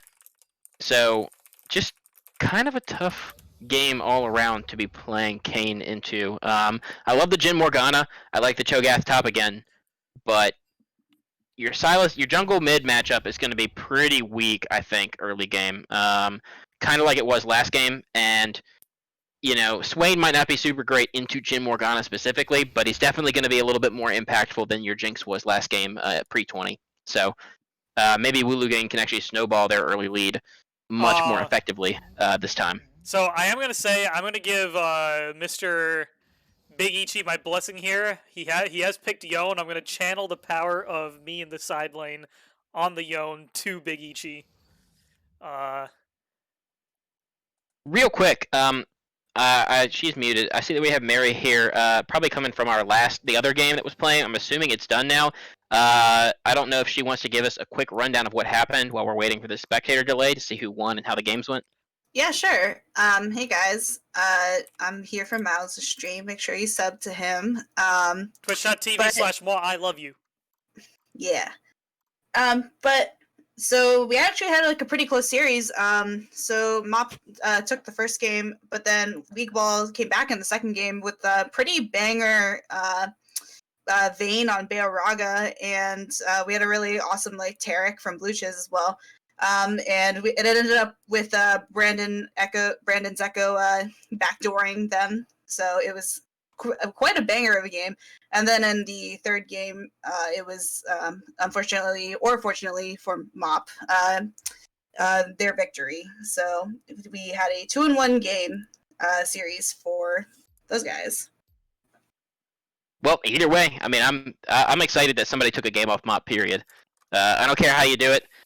Mop is mortal. So Mop is mortal. If Washington League Ball team can make it back to the finals, perhaps they can turn 1 win into 3, since it's a best of 5 in the finals, and manage to actually take that home. Excited to see this game though. I heard it went 1-1. It is 1-1. We have bangers of series today. Actually, super exciting. Mary, do you want to take my place because my voice is kind of tired? Oh no, my brain is dead. Like right, me and Miles and Josh are all like, we're brain dead right now. I need an hour to cool off. But no worries. But I am glad to see Pooh has had joined this team but he unfortunately had to leave our cast because of it. So shame on Brams for stealing Pooh away from us. Hey, I mean it is what it is. Sad. Big sad. Well, thanks for coming in. Thanks for at least giving us that update on the other game. Remember, neither of those teams is eliminated. Mop moves on to the actual grand finals, I believe, and now Washington League Ball team sits atop the losers bracket, waiting for the winner of this game versus the winner of versus Forehead next. So, a couple more games until we have a second team in that finals, but Mop becomes our first team to slot themselves into the best of 5 grand finals. So, very cool. Well, I'll look forward to enjoying this game and the casting from it, and I'll make sure to flame you all in chat, so bye. Later, Mary. Thanks for joining us. You better say nice things about me, or I will be upset. You gotta be surprised that Forehead is in the loser's bracket at all. I thought that Dane's confidence alone was going to carry them to a VCU LCS flawless victory. I'm Dane's shocked. Confidence can only get him so far. Eventually, you end up facing Mop and you die anyways. So between Dane's confidence and my unyielding support, I figured they had a straight shot there. I figured the media bias could get them all the way to the finals, but alas, not quite. They did miss. They could still make the finals, but they didn't make the undefeated finals run. Mop managed to take them down as well. Mop's just a big, scary team. So if you like underdogs, root against Mop, because you're bound to be rooting for the underdog. Yeah, we all hate Mop here. Yeah, this is a mop-free zone. What do you mean? Get out of here, mop. Everyone likes the underdogs. It's okay. No favoritism here, right, casters?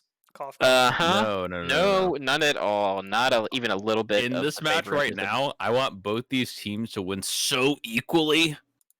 To be fair, I do like both these teams. I do like both these teams a lot. I was in game 1. I didn't care who won at all. I was rooting for both teams equally. In game 2, I was kind of rooting against Rams of Love because they were playing Kassadin, and that champ is not fair. Actually, True. he is kind of fair. I mean, he's bounced around. My early game sucks, but my late game's the best in the entire season. I just think they don't quite make his early game suck bad enough. But I hate the champ. So if you play it, I will root against you. Kassadin's early game should be that he loses 1% of his health like every 5 seconds. True. So he's just burning He has negative health regen.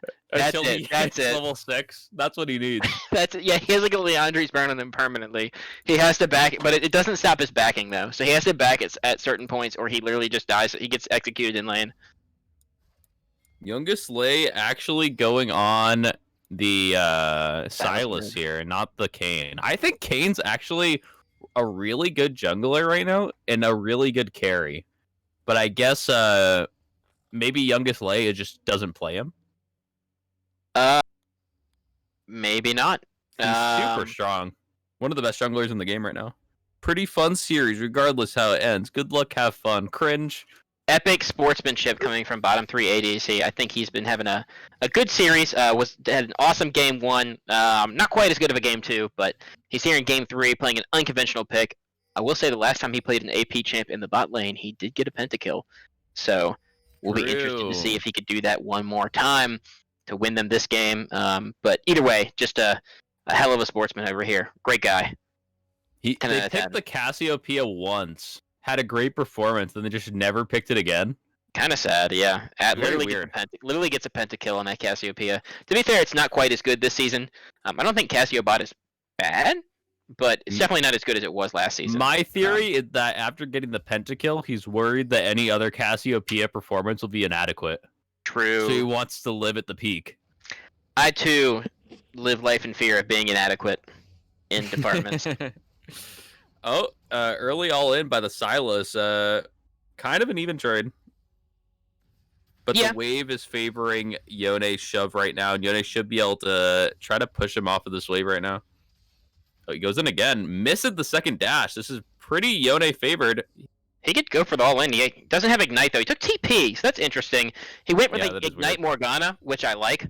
I'm a big fan of Ignite supports when you play him in the mid lane. But I'm surprised he didn't go interesting flash there. I'm surprised he didn't go for the Ignite on the Yone versus Silas matchup. Not only do you get some grievous wounds if you use it before his W, so to block some of his healing, but you'd think with a kind of a bruiser assassin matchup, you'd want the Ignite more than you would with a support. That was the biggest panic flash I've ever seen in my life. Your E was out on Yone. All you had to do was press it after the stun wore off. It was level 1 Silas. I don't know what you were thinking there. But Kane is here as well.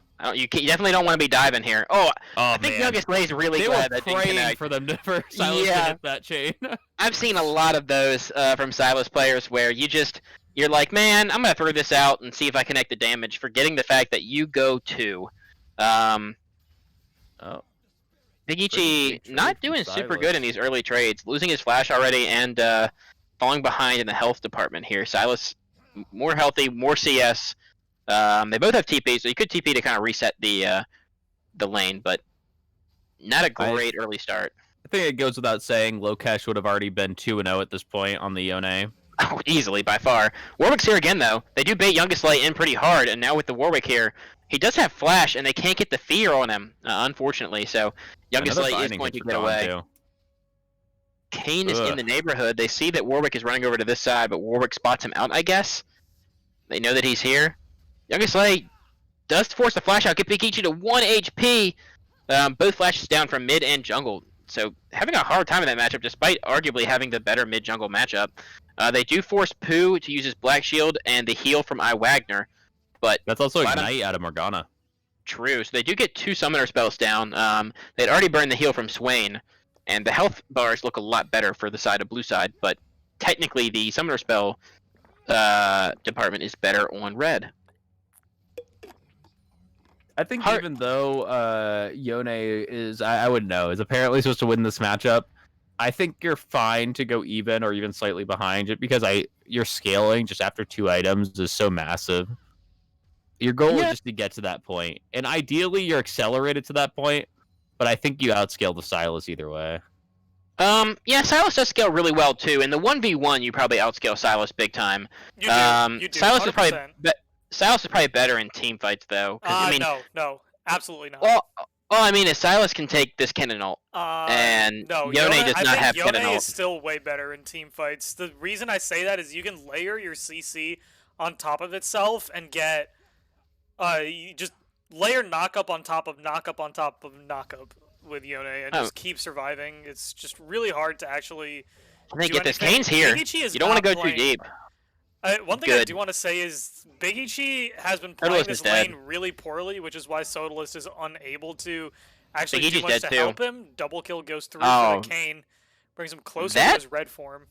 That's not good for Wu Gang. I mean, no double kill is ever good for Wu Gang, but this is your early game strength. Your biggest strength here is your bot side. I mean, is your top I cannot speak. Is your mid jungle right now, and you're both dead.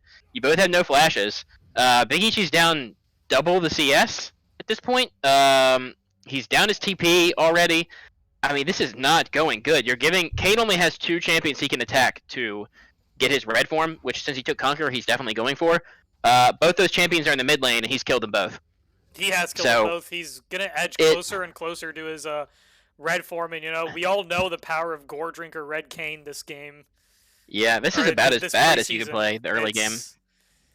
Gore Drinker Red Kane is pretty insane. So I don't think you could have played this early 1v1 for Big Ichi and early 2v2 for Big Ichi and Sodalist. I don't think you could have played it any worse, to be honest. true. Pretty disappointing to see this go the way it is going right now. Down almost 2k gold lead already with a team comp where you should probably be ahead. You're gonna fight over the dragon here. It is a 2v4 right now though. Youngest Slay is in the middle with the Swain ult. Sodalist does secure the dragon though. Youngest Slay is still alive and he does go down. Sodalist is getting really low though. He gets killed up by the Kane. Now Jin is in the fight and Big Ichi's gonna fall right after where Sax Muffin does not have flash. He This dodges Kane's out gonna on be some. so fed. Once all said and done, like holy crap, Yeah. just 3-0-1 on the board. Sax Muffin gonna fall shortly afterwards. Might be able to get executed. Probably not. I don't know. The kill's going over to him again. Yeah. 4-1, 400 gold on the board. Just absolutely dominating this game. Just at the right place, at the right time, whenever he needs to be.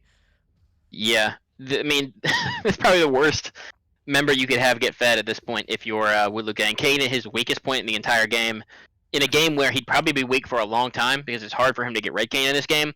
I mean, he is just. I don't think you can check stacks in. You can't. The, Not in spectate, no. Oh, you can't. You cannot You spectate. Yeah. You can't in spectate, no. Oh, okay. But either way, I mean, he's going to be super accelerated toward his red side. I for his would red form. expect a 9-minute Red Kane at the latest. Yeah, 9 to 10, something like that. They do get a pull on the youngest light Energy here. was a little bit off there. Yeah, But they Sodalist do is have the coming Warwick down. coming in with the Youngest fear. Light They has have flash, Yone though. too. They need this kill to work. They need it to work. They're not so going to get it. badly. He has flash. Mm-mm. Yone goes for it, though? No ignite. They don't have the damage. Silas is outplaying this 1v3 under the tower and ends up killing off Sax Muffin. He's Will gonna- Sodalist he's be gonna able to kill do them all. anything? He No, won't. That puts them really, at really such well a played. deficit. So Big Ichi was unable to burst out Silas Proxy's before his dead. W went out, but yeah, Proxy is just dead here. Muzzle of Nunu. Actually, never mind. Terrain picking up the kill, but Big Ichi was unable to burst out Youngest Slay before the Silas Kingslayer was back up, so he actually healed up quite a lot. So Execute didn't come back out, but yeah, Young's still here, but Big he's just Ichi gonna get goes popped. down. Yeah, gets popped immediately. Bottom 3 ADC. It's aggressed on by Youngest Slay, but will end up going down. Surprised he didn't actually use the Warwick ult to escape after getting the kill on Big Ichi. Would have been the play, but maybe he thought he had enough healing to 1v2 it. I mean, I guess Big Ichi used up all his magic in game 1 and game 2, because this looks a lot more like end of the regular season Big Ichi than it did like early playoffs Big Ichi. Big Ichi went from Himalayan mountains hyperbolic time chamber to Iron 4 boosted yeah, in the span and of 3 games. Youngest like and it's not just one him. I mean, shots, bottom 3 ADC on the Swain. Subtlest does have his Warwick ult up. Let's see if he's going to be able to pick up the kill I on think Youngest Silas here. still has Kingslayer here. I think you're He fine. does have Kingslayer. Yeah, He he should kills be fine. Sotalist Just here. keep kiting. Sotalist dies. It's another kill over to Youngest Slave. 4-2-4 on the scoreboard. Muslim Nunu picks up another camp for himself with the smite. Gosh. Just I mean, pressure is on for these guys. I'm gonna be brutally honest here, and only really because it just looks so much different in game 1 and game 2. Wulu Gang just looked like they suck. I mean, you look at the level of game 1 and game 2, where they, even in game 2 where they lost, they played competitively the entire time. Even when they started losing fights, they were taking some decent ones. They weren't just getting cleaned up the entire time. And in game 1, they had to come back from a huge deficit to end up, and they played team fights perfectly to end up winning that game. But their macro, their mechanics, their team fighting, their decision making, everything is just terrible here. I think Proxy has to be feeling really bad, while the other 4 members are kind of running it all over the map, taking really bad dives. I do also want to take a stab at Big Ichi for how poorly he played the lane against Silas. It's definitely a Yone favored matchup, in my opinion, like 110%, but there are a lot of intricacies in how you need to play against Silas compared to how you would normally play Yone against other champions. And against Silas in general, you have so much advantage early game just playing around your minion wave and being able to get Q poke off early, bring him low enough to the point where you can go for an all-in, and taking teleport instead of ignite is not the move. You want ignite against Silas as Yone, like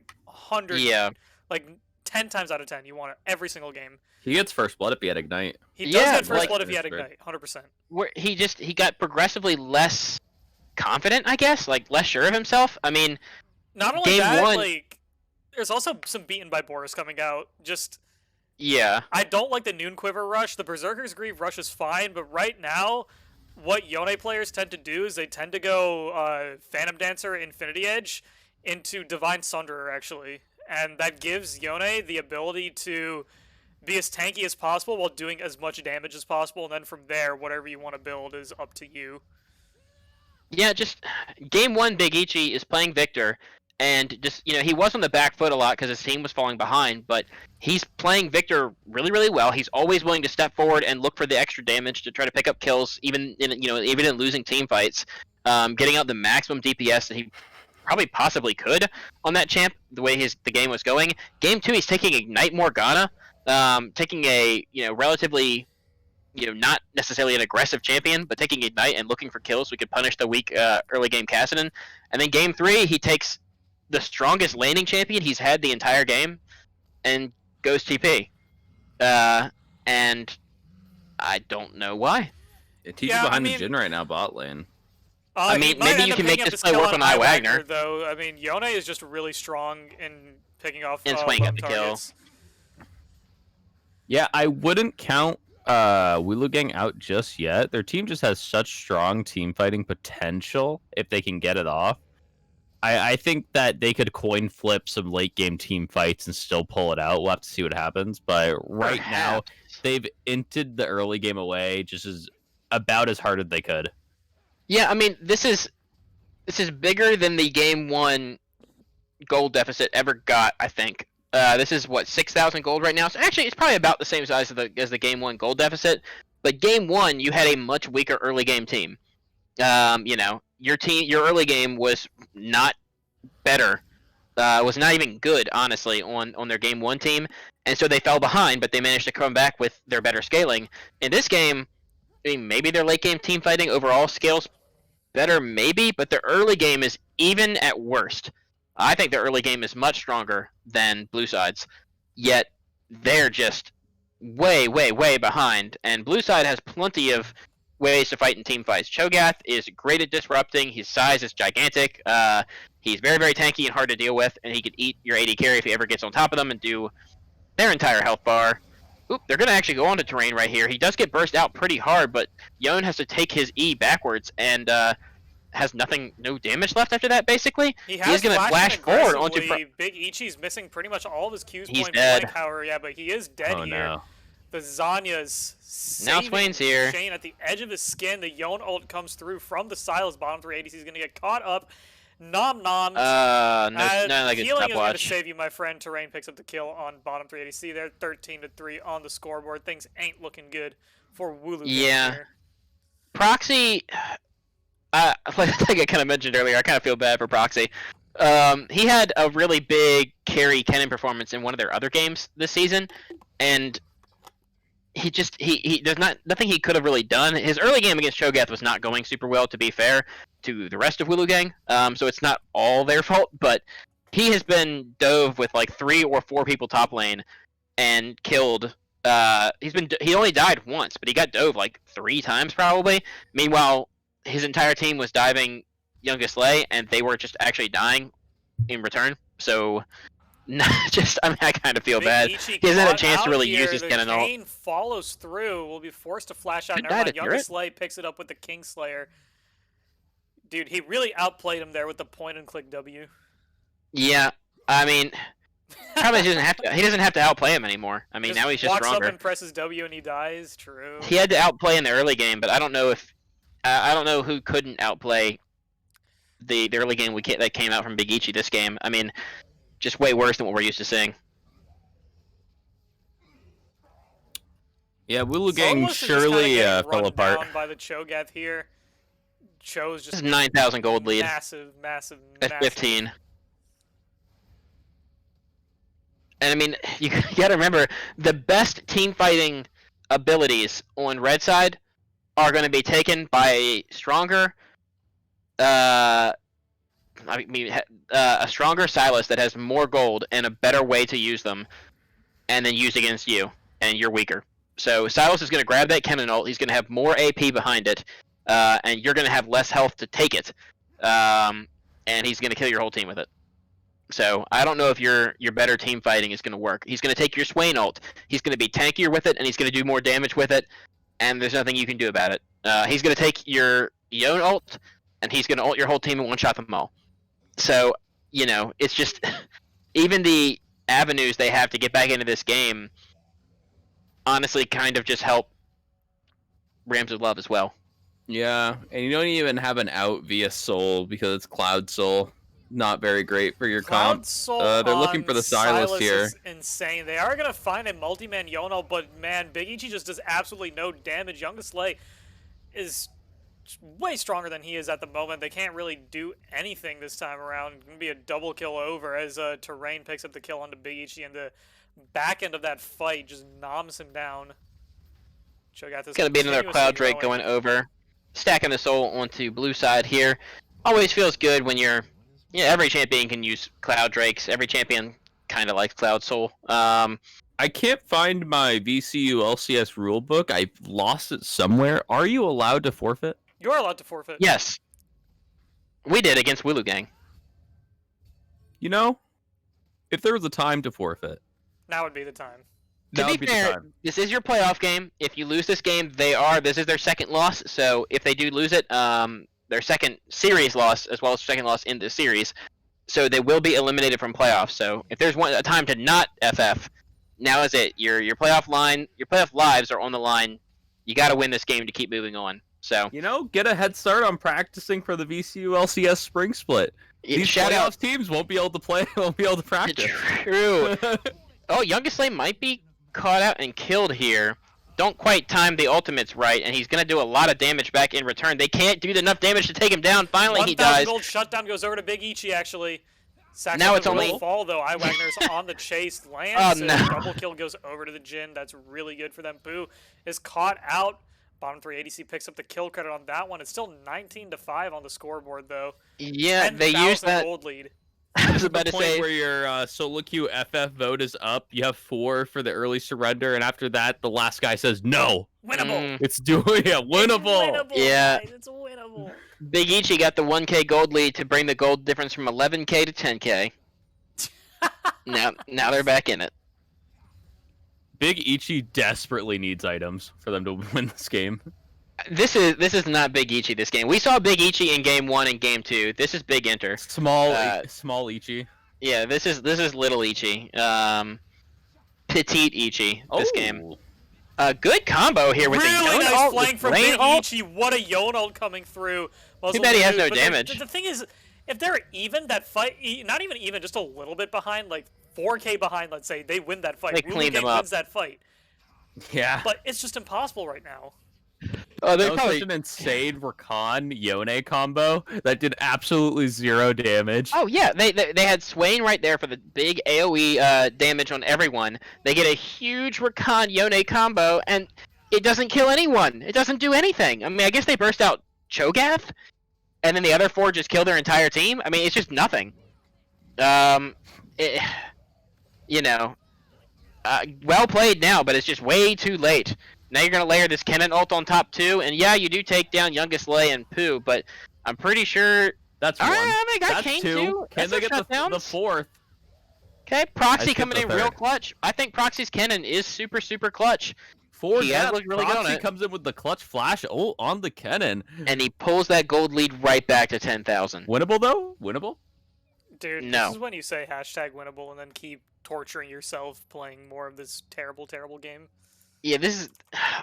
Okay, so I'm always rooting for the underdog, and at this point, Wooloo's definitely the underdog. So the last time I said that they should just go ahead and FF and this game's over, that was... I'm pretty sure that was actually Forehead versus 2D Sim Squad, and I'm pretty sure I said that Forehead should just FF, and they ended up winning that game. So, Wooloo Gang, just FF. The game's over. We don't need to cast it anymore. It's done. Now, hopefully, we see a comeback. True. My dad just gave me a call saying that I am being too loud and he wants to sleep. So, please end this quickly so my dad can sleep. Yep. If you if you let him watch the stream and put him on directed cam to just Big Ichi, he'll fall asleep pretty fast this game. Wait, you don't gotta do him like that, Tristan. What? Hey, I can do him only because I praised him so hard in games 1 and 2. Fair enough. Yeah, so I take this with a grain of salt. I don't like just flaming anyone, but if I talk you up game 1 and 2 and talk up how great you're playing and how well you're doing, if I'm flaming you, it's only to show the gap between 1 hour ago to now. Because 1 hour ago you looked like a real player. They're going for the Baron right now. Silas does have the Kennen ult, so you're gonna want to stay pretty spread. Maybe But you they also can leave can't just allow Baron. them to take it. Oh, this is rough. Silas needs help. Oh wait, if they get the pick Oh, here, they kill him. that's They can huge. move They for- have they to can- rush they over to Baron. Go for the right now. Baron. Go for the Baron. Excellent bind There's from no Boo. Stops no the Kennen ult Silas Silas at this immediately. point. You have no ult on Warwick though. The Baron's not quite low enough. You can stun up him. Oh, blue team still gets it with the Cho'Gath steal instead though. Cho'Gath doesn't manage to eat it, but they are getting some kills now. Yone is actually dead though already, and yeah, they just don't have the damage. Swain's in with his ultimate. They do pick off Kane. Maybe they can look for Pooh and Wagner as well. Wagner is forced to cancel his ultimate a little bit early because Swain was bearing down on him. They end up taking a 2-for-3 They need overall. to all just beeline over to Drake right now. Yeah, big time. They do They need to lose the pick that up. Baron, but there's no winning that Baron when it's at 1.5K and you've got a Smite Cho'Gath ult to kind of secure. But that went tentatively. I want to say that went as well as possible, even if the gold lead is now more than 10K actually. Still, went about as good as you could possibly have hoped for in the fact that you didn't get ace and they haven't ended the game yet. Big True. problem that they didn't put any time into walking over to Drake. They spent too much time chasing and then just never walked over. So now they're handing over a third Drake, getting awfully close to the win soul for Silas. Giving Cho'Gath another ult stack, if he wants it at least. Yeah, he wants it. How many is he at right now? I don't know if he's used up all his minion stacks. Cho'Gath, where are you? He is But at you know- 6 1, 2, stacks. 6. Wooloo Gang is persevering. He needs to eat some minions. He has 6 stacks, and only 2 of them are from minions, and he can get up to 7 from them. I'm pretty sure. So he could have 5 more stacks right now if he was just more willing to use his ult on cooldown onto minions.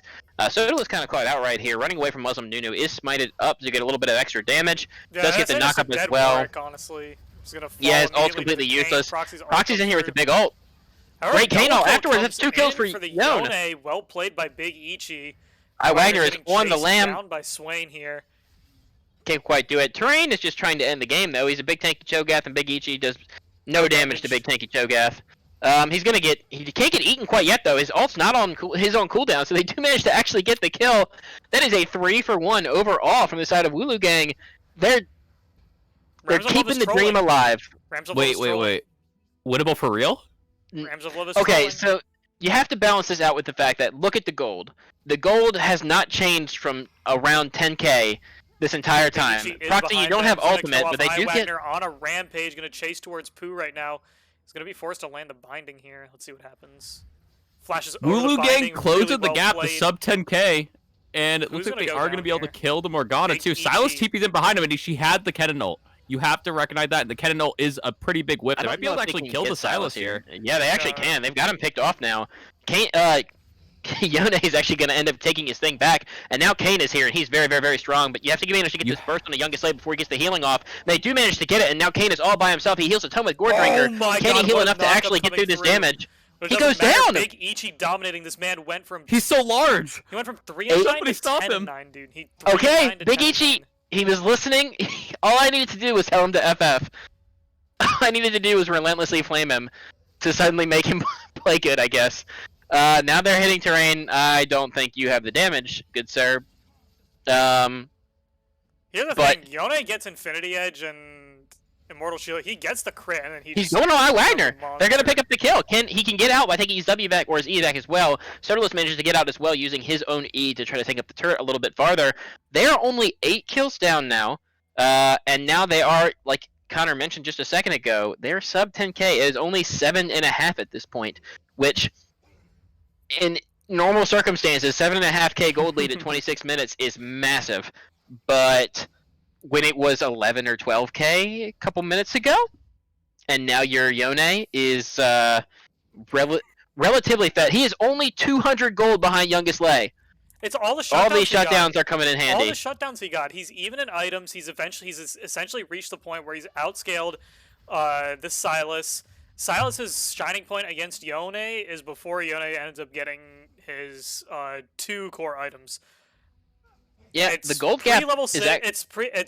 It's from level 3 to level 5, and then from level 6 Yone is stronger, and then after that level 7 through like level 11.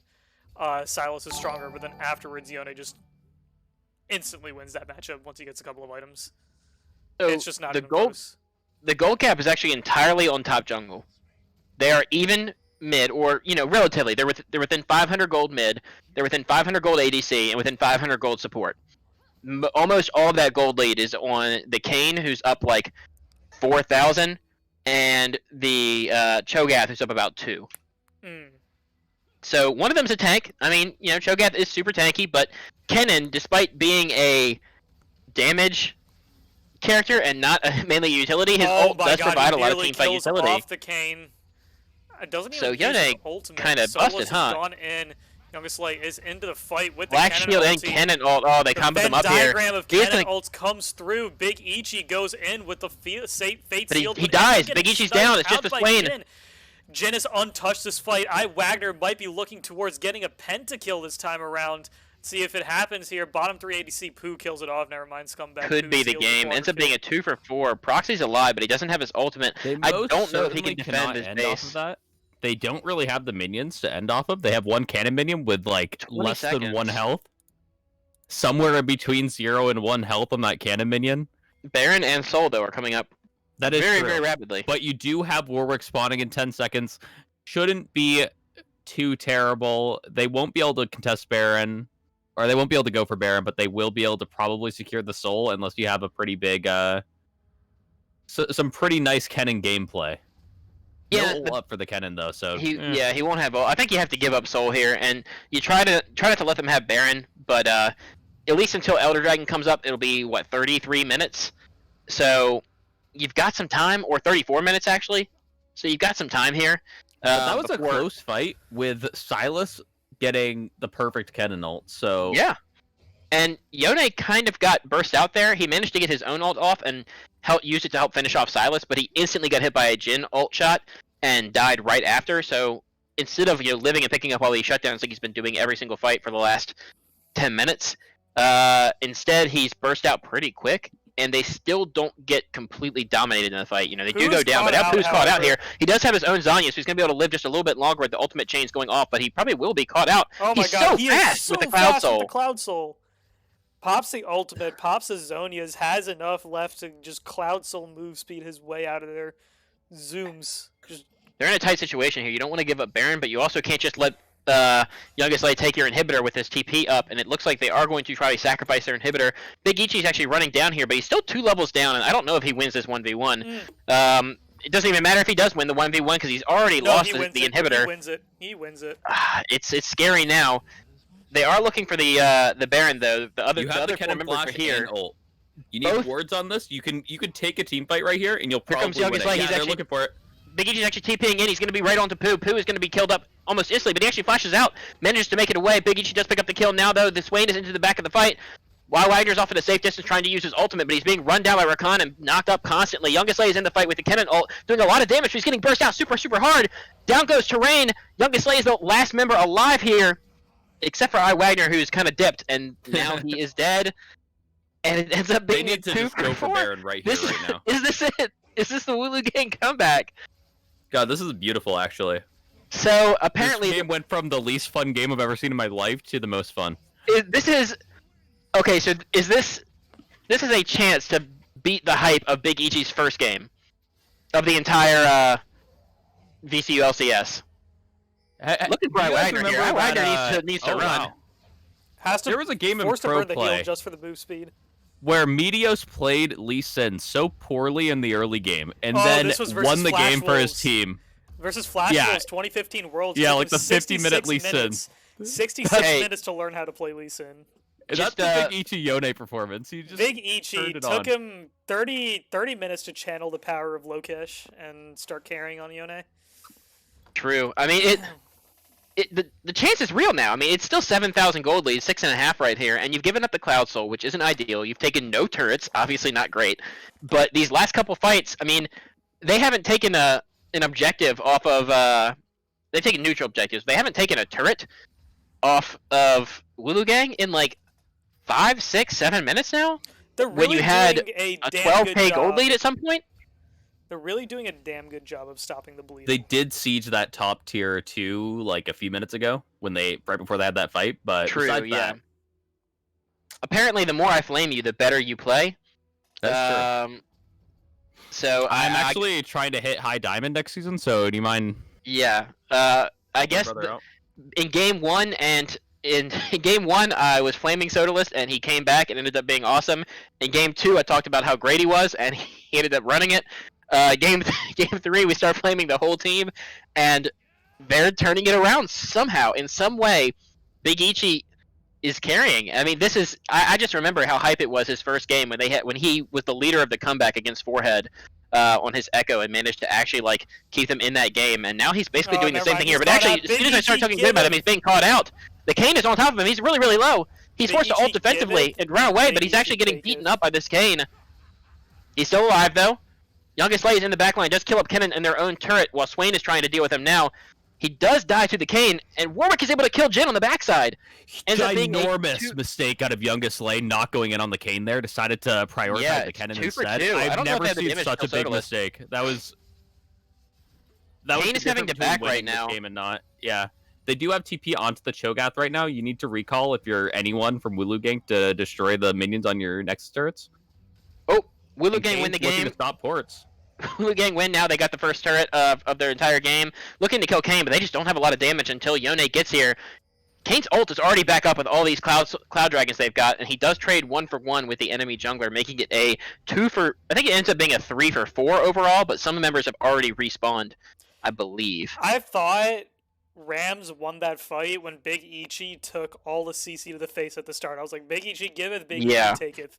And then all of a sudden, it just became Youngest Slay giveth, Youngest Slay taketh.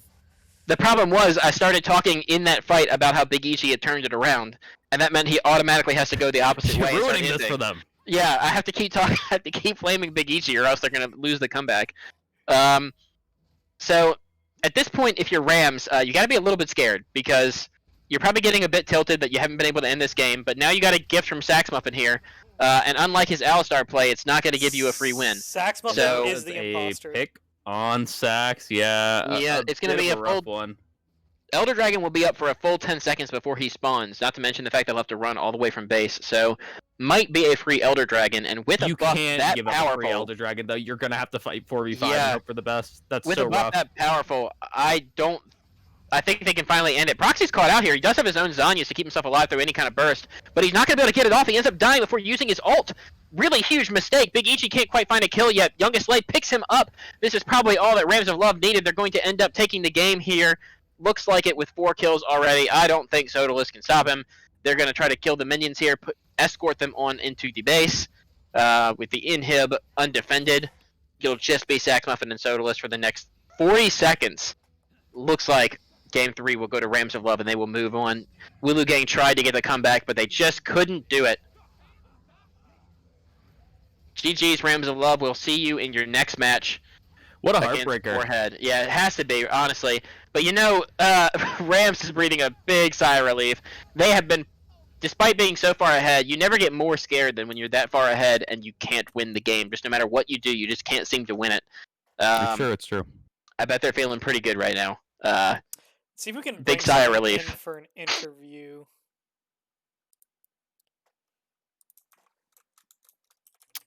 Yeah, I agree. You guys should definitely interview someone. That's been my cast for the night, guys. That was great. Good games to Wooloo Gang. Better games from Rams of Love. And with that, Connor has retreated back to his Alright, den Mr. back to his Ken. den for the rest of the year because Wooloo Gang is done. Mr. Ken wants a thingy. Bring him in. Sup, my boy Ken? How are you doing? How you doing? How you doing? Monstrous performance all 3 games. How do you feel after Dude, winning? Literally, ever since last week where I saw David like throw, I was like, "Yo, please, just don't, just swallow your ego and like play safe sometimes." I feel honestly, I know I can win top lane. I'm very confident in my like tanks because it's tank meta. Right. Yeah, there were several times where I was scared because they were playing very risky. For you sure. did play really good in the top lane though. Proxy has looked like one of the better top laners in the tournament since he joined. I don't know, 3 or 4 games in to Wooloo Gang season. But I mean, I think you took the winning side of that matchup in all 3 games. I'd say you took a Shen in the first game into the Malphite, and in Malphite he's an ult bot, and he did do a pretty good job in his ults. But at least in the laning phase, it looked like you were doing pretty well. And then in game 2 and 3 with your Cho'Gath, kind of just manhandling up in that top lane. Really well played. Right. So in the very beginning, David never trusted me with any other champion other than Ornn. So it's like, cause I used to play stuff like Darius and Renekton. It just doesn't go well. So he's like, okay, I'll just throw you on Ornn duty.